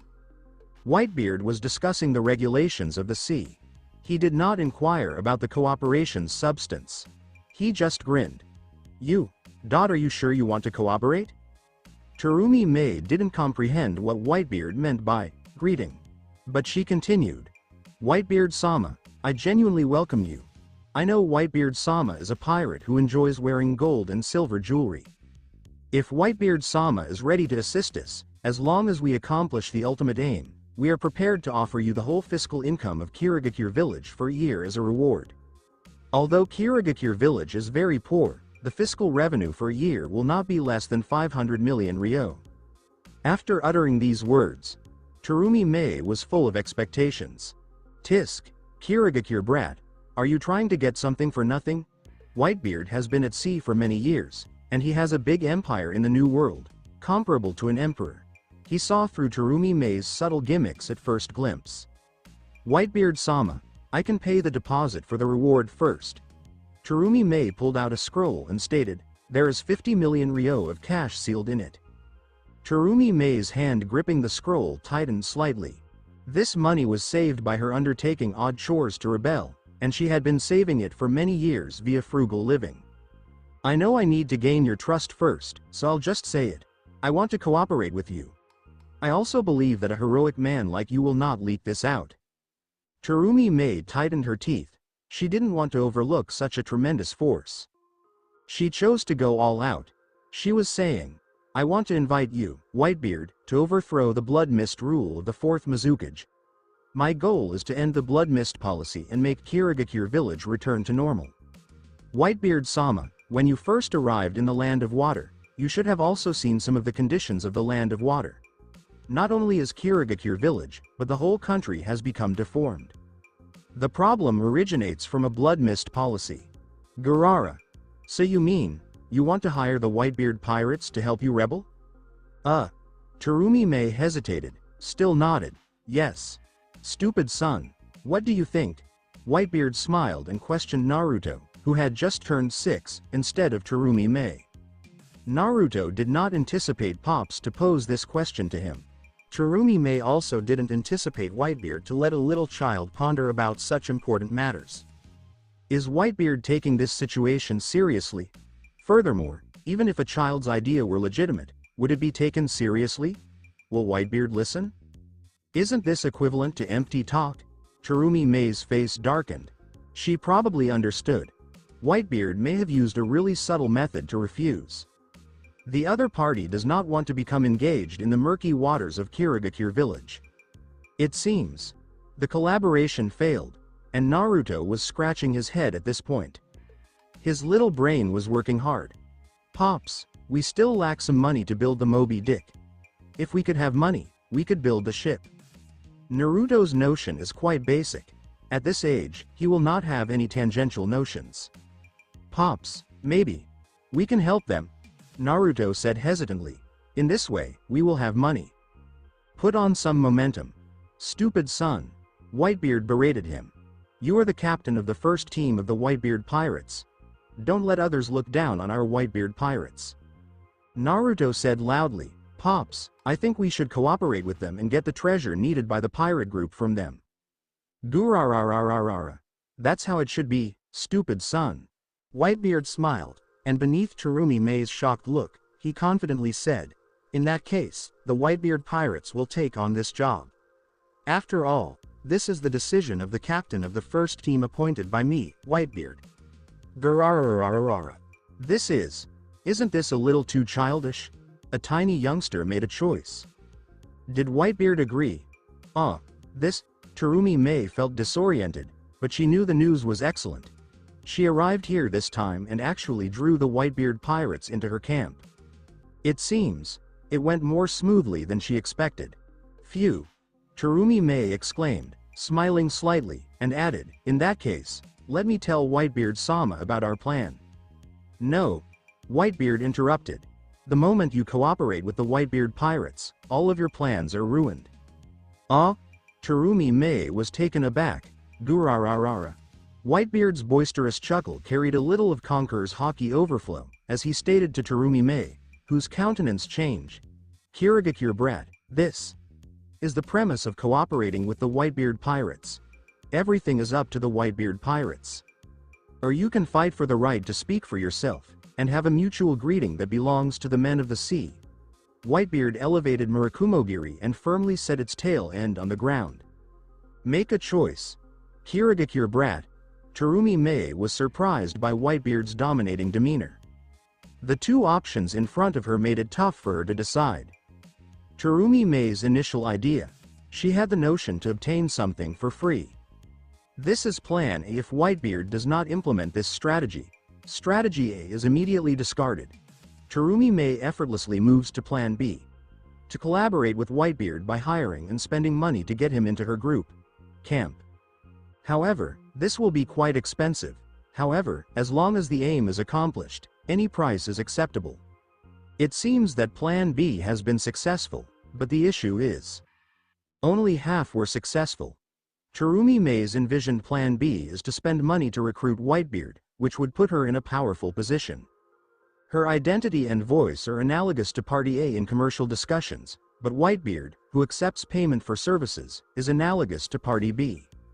That is, in the two parties' cooperative relationship, Tsurumi Mei should have the most say.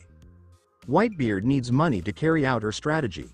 But Whitebeard's overbearing personality is beyond comprehension. The opposing party actually turned the tables. Whitebeard Dono, we have been preparing for this plan for many years. Tsurumi Mei elaborated. None of us want any flaws in the plan, because one carelessness will lead to a total loss. Gurarararararara. What does this have to do with me? Whitebeard smirked, cutting Tsurumi Mei off. Kirigakure brat, so, you want to have a negotiation greeting that belongs to the men of the sea? Was the reply. I actually don't want to have a conflict, but, Tsurumi Mei remarked seriously, if it involves that plan, I will not allow any flaws to appear in it. She created a seal.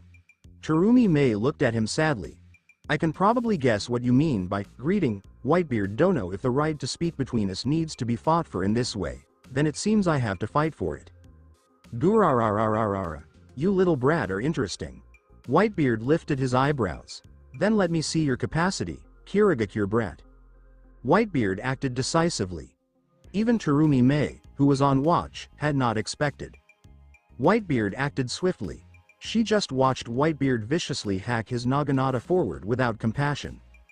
It's hard to believe that such a large naginata in Whitebeard's palm is as light as a feather, and the thrust is so quick. Terumi Mei was really astonished. Her face transformed dramatically. She leapt up quickly, just missing Murakumogiri. However, the blade of Murakumogiri sliced apart one of her left foot shoes, exposing a sensitive foot as white as jade with transparent toes. Hey, little kid. Stay away, Terumi Mei cautioned Naruto as she created the seal. Water release. Water dragon bullet jutsu. She'd already finished the seal. She opened her mouth. She spewed a large torrent of water from her little lips. In an instant, one end of the stream of water transformed into a terrifying dragon head. The massive dragon head was considerably larger than a house. The screaming water dragon, accompanied by the sound of rushing waves. It went directly to Whitebeard. This is the most extreme water release ninjutsu that Whitebeard has ever seen. He had seen a few Kirigakure ninjas previously, but none were as wonderful as this Kirigakure brat called Terumi Mei.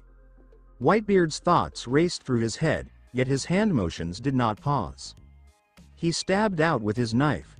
This naginata split the massive water dragon in half without utilizing his devil fruit ability or haki. Murakumogiri sliced through the water dragon in the air. A massive slice visible to the naked eye shot forth, with the ability to kill everything. Terumi Mei's pupils quickly contracted to the size of pinholes. Ninja art. Water replacement jutsu. Swish. The slice fractured her body quickly, yet no blood splattered, just water splashes shot out. That was close. Terumi Mei landed not far away. Cold perspiration streamed from her brow. Her expression was full with lingering apprehension.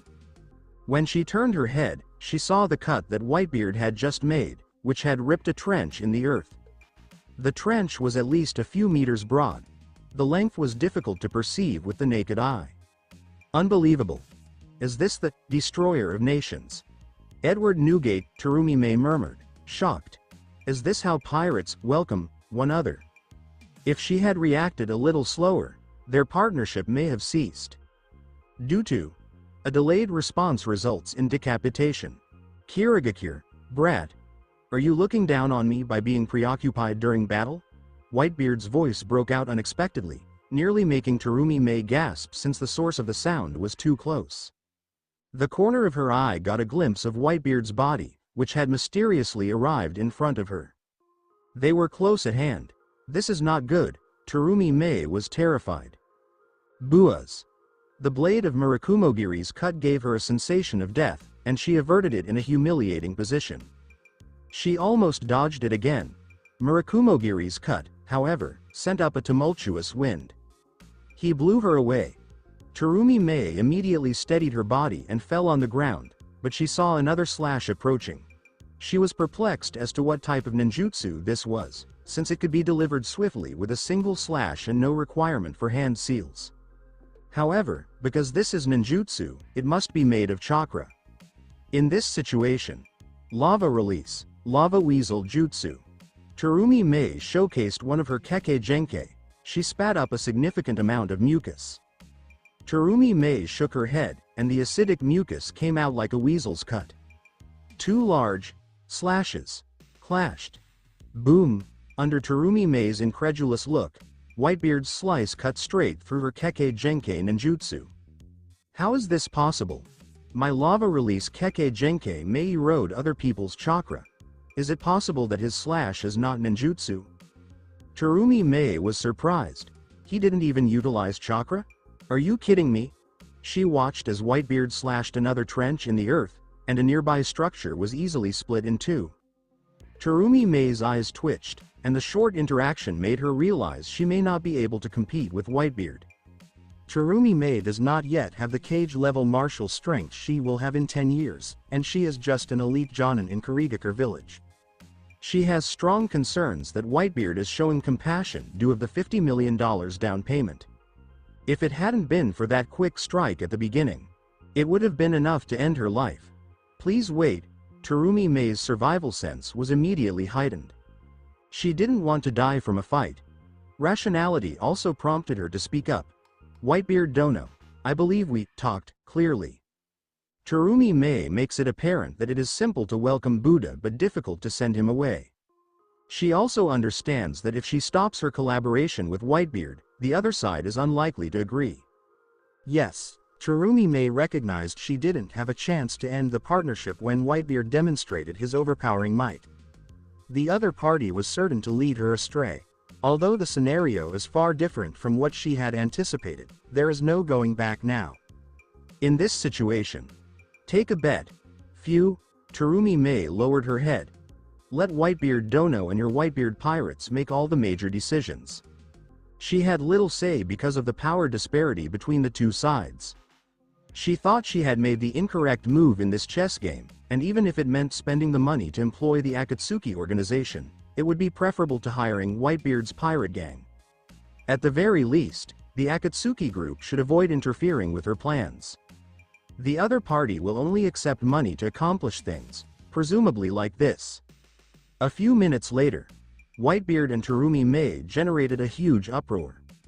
Kakashi, Uzumaki Fushi, Karen, and Uchiha Shisui all observed the ruckus and rushed over.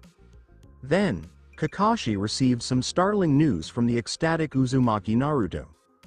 Hold on. We are headed to Kirigakure village to take part in a coup. Kakashi's eyes were wide open as he glanced at Whitebeard and then at Terumi Mei, his thoughts jumbled. Kakashi was just teaching Karen the three-body technique. Then he sensed a strong disturbance from afar and saw a massive water monster. At that point, he recognized something had occurred. Because that is where Naruto was. Kakashi didn't have time to consider much, so he ran in that way. When he arrived here, Kakashi spotted Naruto unhurt, as well as Whitebeard and a weird Kirigakure ninja. At first, he assumed Kirigakure was an adversary. But the words Naruto said, his mind was blown away. Are you the copy ninja Kakashi from Konohagakure village? Terumi Mei's eyes brightened up, since Kakashi is also a well-known ninja. You are actually a companion of Whitebeard Dono? Kakashi simply wanted to clarify a little, but I instantly recalled. Even if he explains clearly that he is not Whitebeard's buddy, it seems to be ineffective. After all, he must accompany Whitebeard and Naruto in order to watch them. In this sense, onlookers wonder, if he is not their comrade, what else can he be? Great. Terumi Mei saw nothing wrong with Kakashi's look. She just thought that she had finally earned a large fortune. This brings her peace. With the addition of Kakashi the copy ninja Sharingan, our chances of success can be increased slightly. Terumi Mei returned her gaze to Uzumaki Fushi, who she was unfamiliar with.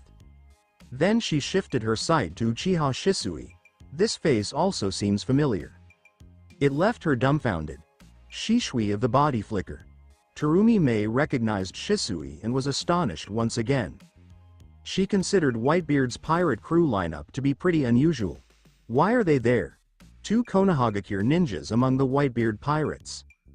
Terumi Mei did gather information prior to arriving to the shipyard, but it was extremely restricted. She only knew that Whitebeard was not alone, but she had no idea who the individuals surrounding him were. She presumed that the individuals encircling Whitebeard were the crew of the Whitebeard pirates, correct? But it seems now, she guessed incorrectly. Kakashi was unconcerned with Terumi Mei's face and mental changes. He said to Whitebeard, Whitebeard, the Kirigakure village in the land of water differs from the Kusagakure village in the land of grass. Although both are ninja villages, their strengths and weaknesses vary.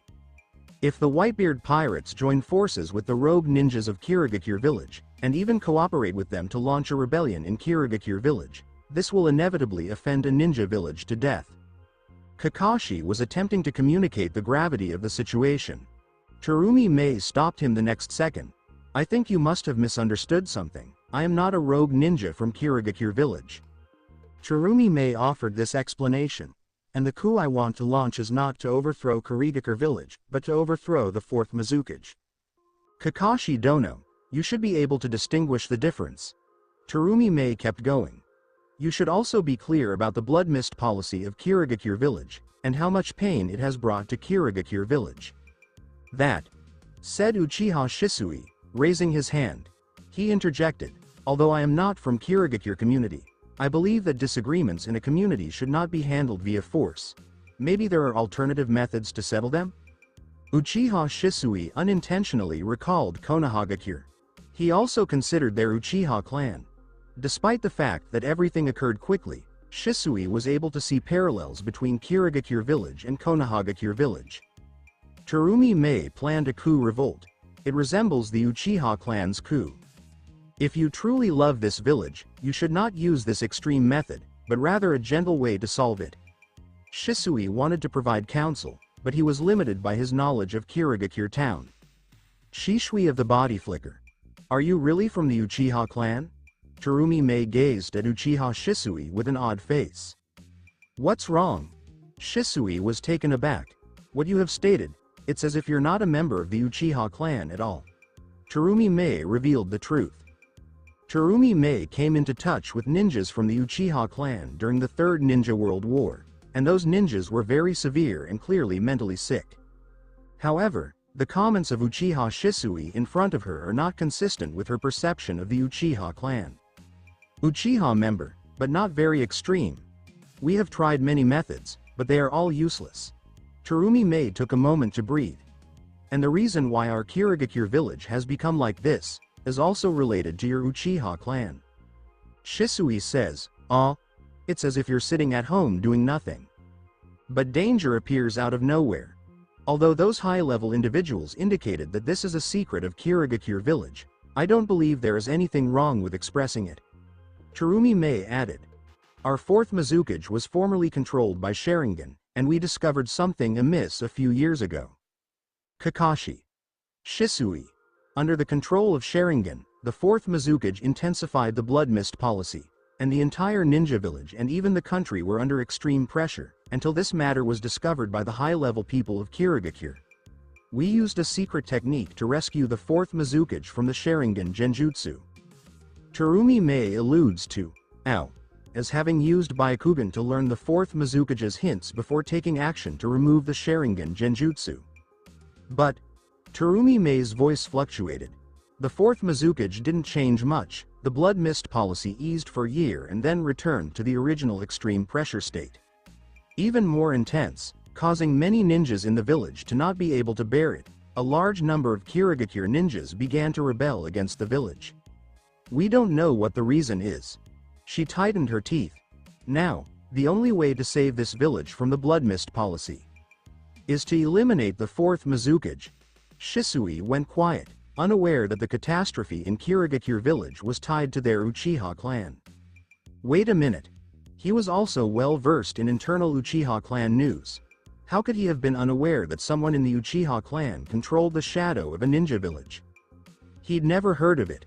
From Terumi Mei's tone, this did not seem to be incorrect. But this is after all your Kirigakure village's family affair. Kakashi kept his thoughts quiet, right when he was ready to say anything.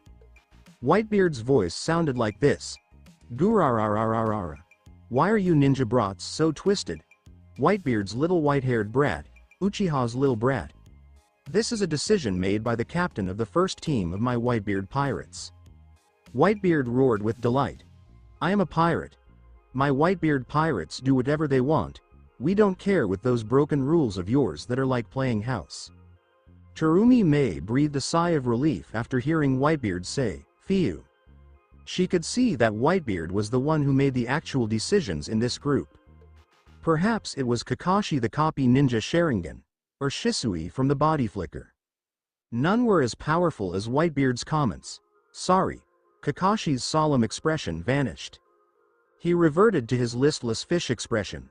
Whitebeard had said, what could he, a mobile piggy bank, say? Sigh. This pirate crew was bringing him further and deeper into trouble. He feared he wouldn't be able to get out of this. Because Kakashi knew he had to remain with Naruto, if Whitebeard publicly engaged in the Kirigakure village coup, wouldn't that imply that Kakashi, too, was compelled to participate? Kakashi gazed at Terumi Mei. Terumi Mei was perplexed when he answered, "Actually, you shouldn't have come to hire the Whitebeard pirates. It's easy to get on the ship, but it's hard to get off." Whitebeard then said, "Hey, Kirigakure brat, how long will it take to get to your Kirigakure village from here?" Terumi Mei instantly answered, 2 days. Garara, stupid son, Whitebeard was chuckling at Naruto. "I will make an exception to allow you to rest for 2 days. You carry the pirate flag of the Whitebeard pirates. In 2 days, the pirate flag of the Whitebeard pirates will be inserted at the highest point of Kirigakure village. We are going to invade Kirigakure village, to plunder Kirigakure village." "Okay. Pops." Naruto attempted to straighten his waist, his small face filled with delight. Terumi Mei's eyes widened. Wait a minute. Invade Kirigakure? Plunder Kirigakure? Isn't this is a little different from what was initially said. Wait a minute, Whitebeard Dono, the plan we originally envisioned is not like this. Terumi Mei responded with a hurry. And isn't it too fast? It's not the best time now, exposing the action so quickly, it's very likely to fail. We have to wait at least half a year. As Whitebeard looked at her, her words came to an abrupt halt. The last words were trapped in her throat, she couldn't speak a word. "Kirigakure brat, are you teaching the Whitebeard pirates how to do things?" Whitebeard's remarks caused Terumi Mei to break out in cold perspiration. Terumi Mei found it difficult to breathe under the strain of the Conqueror's haki coming from Whitebeard. At the time, she finally comprehended what Kakashi said. What they actually intended. Whitebeard, Naruto, Uzumaki Furushi, Karen, Kakashi, Shisui, Terumi Mei. The 7 of them each had their own ideas. Whitebeard's purpose is obviously not as easy as doing things for money. As captain of the Whitebeard pirates, everything begins naturally for the pirate crew. Most significantly, he cares about his own family. When Whitebeard learned that Kirigakure village was one of the 5 main ninja villages, he was eager to relocate. Pirate. We were born for treasure.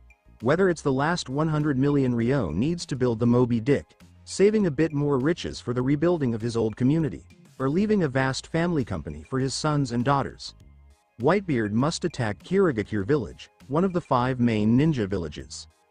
If he is targeting the Kusagakure village simply because he cannot bear individuals endangering the families of others, he is acting injustice. This time, Whitebeard attacked Kirigakure village. It's exactly what a pirate should do.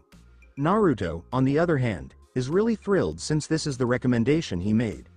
He, as leader of the Whitebeard pirates' first squad, used to wield considerable power in the pirate gang. Pops listened to his advice. This moved Naruto greatly. When he was at Konohagakure village, no one wanted to hear him speak, he was like a mute. And in Whitebeard's sight, his voice is as weighty as a mountain. Whitebeard did not dismiss Naruto's idea, but actively led Naruto to make the choice, which gave Naruto a happy feeling in his heart.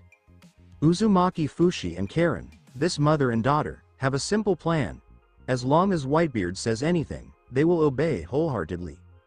Invade Kirigakure, loot it, and take part in the coup of Kirigakure village. Others see these things as no different from suicide. Who doesn't aware that the 4th Mizukage is the ideal Jinchuriki? You must fight the strength of a massive ninja tribe. But Uzumaki Fushi and Karen aren't frightened. There is no indication of retreat at all. This is the significance of the term, family, in their minds. Shisui. Why did you come too? Kakashi moaned every few steps on his walk to Kirigakure village, looking at Uchiha Shisui blankly with his lifeless fish eyes. Uchiha Shisui's injuries have improved significantly after part of the bandages on his body were removed. At least he is no longer a damaged person in need of protection. Shisui can now extract chakras, and have the ability to fight. It's considered a return of favor. Shisui reflected for a while before replying, Whitebeard saved me.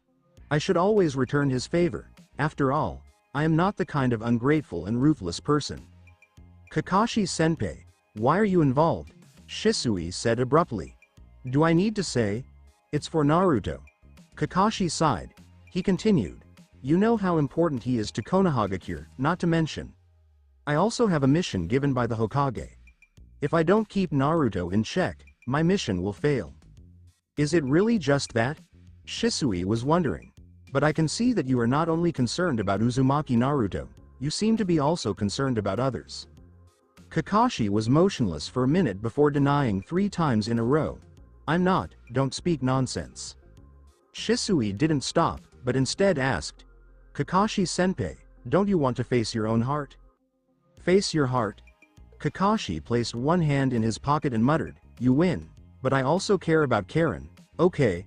After all, she is also a kid, although an innocent one. It's very unsafe for a youngster her age to be engaged in such an activity. I don't know what Whitebeard is thinking, letting his young daughter follow him to participate in such a big event. Kakashi's last phrase was said quietly so that Whitebeard wouldn't hear it. Is it truly simply that? Kakashi-senpai, I see you're also worried about Whitebeard. Why is that? Shisui was perplexed. Hey, Shisui stunned Kakashi with his comments, don't talk nonsense. The chat between the two individuals, they chatted in extremely quiet whispers. Terumi Mei, who was walking in front of the group, was having difficulty hearing. She was taking Whitebeard to Kirigakure village, her head a mess. Terumi Mei had not anticipated that inviting Whitebeard would derail the whole coup operation. She was concerned and apprehensive. What if the coup plot fails? What will happen to Kirigakure village? What would happen to the land of water? Whitebeard's punch destroyed the meticulous plan she and a group of like-minded individuals had devised. And Whitebeard planned to carry out the coup in his own manner. What could a pirate do? Terumi Mei's limited grasp of Whitebeard suggests that he could desire to forcibly burst into Kirigakure village. Which is to say, Whitebeard blocked her thorough coup plot with no alternative ideas.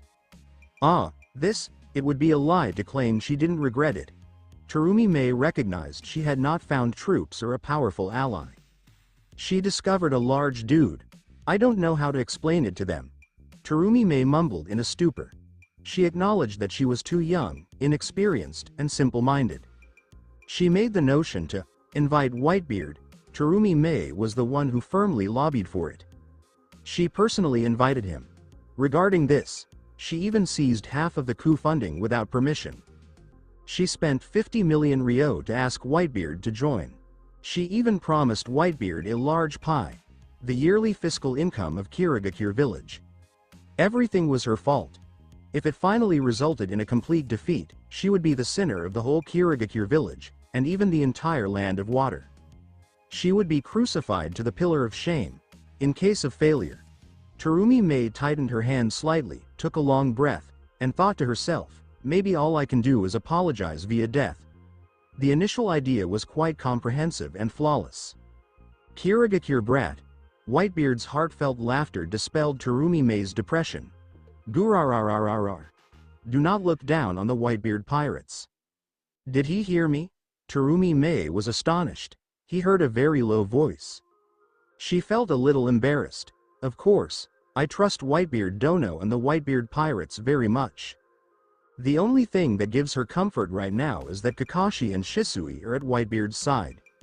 If these two are prepared to take action, maybe they can really accomplish it. Whitebeard Dono. Terumi Mei paused and said, should we find a place to settle the 2 young children? Are you sure you want to take them to such a dangerous place? Terumi Mei was concerned that Naruto and Karen, the 2 little children, might become Whitebeard's vulnerability. Hey, Auntie. Do not look down on me. Naruto became instantly displeased. He was holding a large flagpole, with the Whitebeard pirates flag hanging from the top. Naruto said, I am going to be a man who surpasses the Hokage. I'm not weak at all. Auntie? Terumi Mei heard nothing else. She only heard 2 words. Kid. What did you say? She spun around and clenched her teeth, attempting to grip Naruto's face.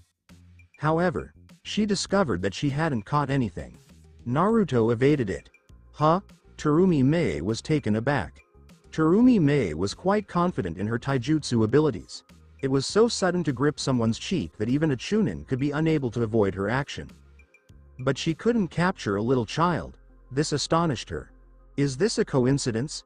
Auntie, I'm really tough, you know? Naruto's youthful visage revealed a tinge of seriousness as he stressed.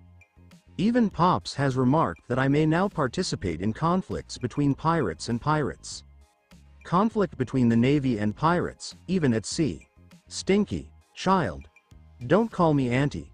Terumi Mei's forehead revealed a blue vein, and she gazed at Naruto fiercely. I'm only 21. She stretched out to Naruto with both hands, but he seemed to anticipate what she was about to do and took a step back. Naruto evaded it again. You little kid. If Terumi Mei does not notice anything is wrong. She does not deserve to be a ninja. It seems that you little kid is indeed a bit interesting. Terumi Mei's eyes flashed a distinct hue, implying that Naruto has a really exceptional perception or an extremely outrageous response. With such a gift, even if you can't confront the opponent, you can still protect yourself. If you're not dealing with large-scale ninjutsu, it is yet possible to save your life. Meanwhile, Kirigakure village. Aodono, the fourth Mizukage, summoned several Kirigakure who were completing activities outdoors. He may seek to consolidate all of Kirigakure's might and then assassinate Whitebeard, who is entrenched in the shipyard. A Kirigakure ninja reported to Ao. Currently, hundreds of ninjas have returned to the community. The total number of ninjas in the hamlet now stands at thousands, in addition to the initial ones. However, Genin will undoubtedly not participate. By then, those who follow the action will start from Chunin, and the number may be around a few hundred. The Kirigakure ninja went on. The 7 ninja swordsman's Hoshigaki Kisame has also returned. The old 7 ninja swordsman's Biwa Juzo is also in the village. The 4th Mizukage seems to place high value on Whitebeard. To cope with him, he has spent so much time assembling so many people. Big move. Ao, wearing an eye patch, gazed into the dense fog in the distance with one eye and whispered to himself, I'm not sure if the Mizukage or Terumi Mei is faster. Ao knew exactly what Terumi Mei had been up to during her absence. Terumi Mei dashed to ask Whitebeard to join them. If Terumi Mei's activities are quicker than the Mizukage's, and she works with Whitebeard to warn him of the dilemma he is facing, Whitebeard will be able to escape this horrible calamity. By then, Whitebeard will be able to recognize their genuineness. The two factions will then work together to organize future coups. This is a fantastic plan. To unite everyone who can be unified and not to turn down any strong assistance. The only danger is undoubtedly the human heart. Ao is concerned that Whitebeard may appear to collaborate before selling their friends, forcing them into a terrible predicament. After all, the other party is a pirate. Terumi Mei is still too young. Ao took a deep breath. I hope her decision will not be wrong, otherwise we will all be buried here. As his words dropped, do you know when the 4th Mizukage will probably set off? He asked the Kirigakure ninja next to him. At most 3 days later. The Kirigakure ninja said, it could be 2 days later. Whitebeard, Edward Newgate. At this point, Biwa Juzo has not revolted against Kirigakure village. He is now sitting by a river in Kirigakure village, with an exaggerated Kabikirabocho next to him. Hey. Biwa Juzo carried a reward in his hand.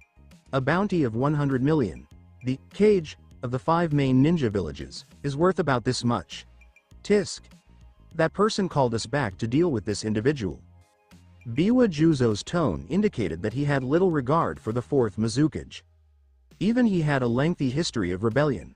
Zabuza, what do you think? Biwa Juzo flung the bounty order, and a hand behind him grabbed it. Momochi Zabuza is still Biwa Juzo's assistant and not yet the new owner of the Kabikirabocho. Zabuza examined the words on the reward order. Zabuza crumpled it up and remarked bitterly, to summon us back to be enemies with Whitebeard for a broken shipyard. Those who don't know would think that Whitebeard has invaded the Kirigakure village. As a Mizukage, he always does crazy movements.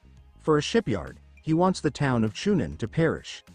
Zabuza likewise showed little regard for the 4th Mizukage. Mizukage should have been replaced by someone else a long time ago. He talked more carelessly than Juzo Biwa. It's no surprise that he would subsequently revolt against the Mizukage and kill him. Ha ha ha.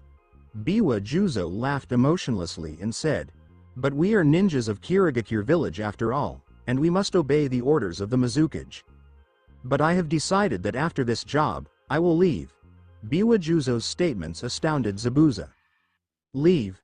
Zabuza frowned. Biwa Juzo said, there is a group called Akatsuki, and a lady named Konan among them discovered me. 3 months ago, we fought, and I lost.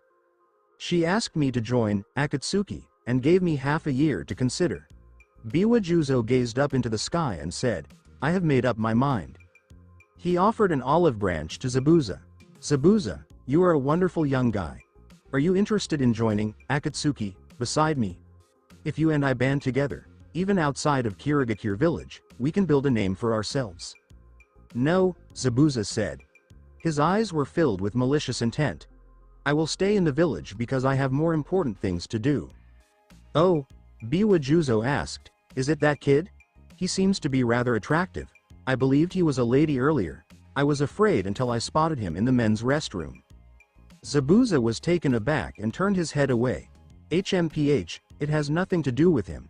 He is just a killing instrument I want to nurture. Hoshigaki Kisame strolled aimlessly around Kirigakure village.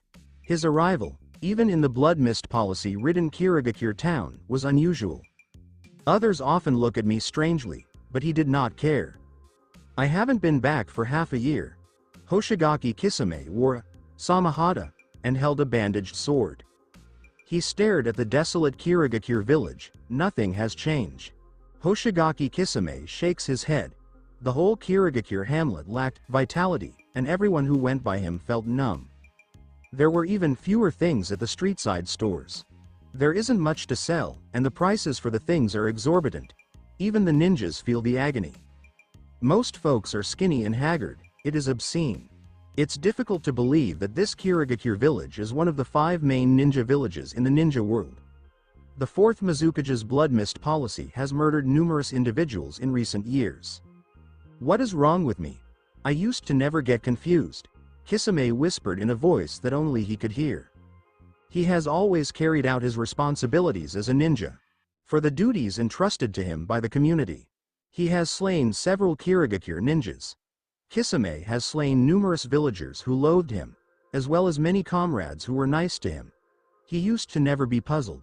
All he knew was that if the community requested him to do anything, there had to be a reason for it. However, such duties grow more prevalent, the more buddies he murdered. The more Kisame doubted himself, he also questioned the village. As a Kirigakure ninja, the majority of my assignments have been killing ninjas from my own village. So, as one of the 7 ninja swordsmen of Kirigakure, am I their adversary or partner in front of the ninjas of Kirigakure? Kisame unwittingly stood at a crossroads. Passers-by passed him. Where should I go? What's my position? What is my purpose? Do I have an identity? I think I've figured out why I'm so confused. He stood stopped at the crossroads. Until Hoshigaki Kisame. A startling voice interrupted his thoughts. When he turned his head, he saw an Anbu from Kirigakure. The Kirigakure Anbu did not get too near to Hoshigaki Kisame. He was in a position where he believed he could escape Kisame's strike range at any moment. This shows that Kisame is not very popular in Kirigakure village. After all, what he did was quite shady. All of them included murdering partners. Even if he was only doing things. At this point, the Kirigakure Anbu told Kisame, something big has happened. Immediately gather at the Mizukage office building. Tisk. I know. Kisame, TSKED, and then inquired nonchalantly, what happened? The Kirigakure Anbu responded, Whitebeard has appeared. Huh? Kisame was taken aback. The Kirigakure Anbu said, we discovered that Whitebeard's movements have altered, and he is now headed towards Kirigakure village. His stature is too enormous, and there is no way to disguise his footprints. Our guys saw something incorrect and promptly returned to report it to the Mizukage. Now the Mizukage has requested us to assemble. Kisame smiled. His mouth was filled with sharp teeth. He touched the handle of the large sword, Samahata, and couldn't help but sigh. Truly the man who single-handedly destroyed a ninja village, charging straight into the Kirigakure village is quite an audacious feat. To be continued. If you enjoyed this content, don't forget to hit that like button and smash that subscribe for more amazing videos.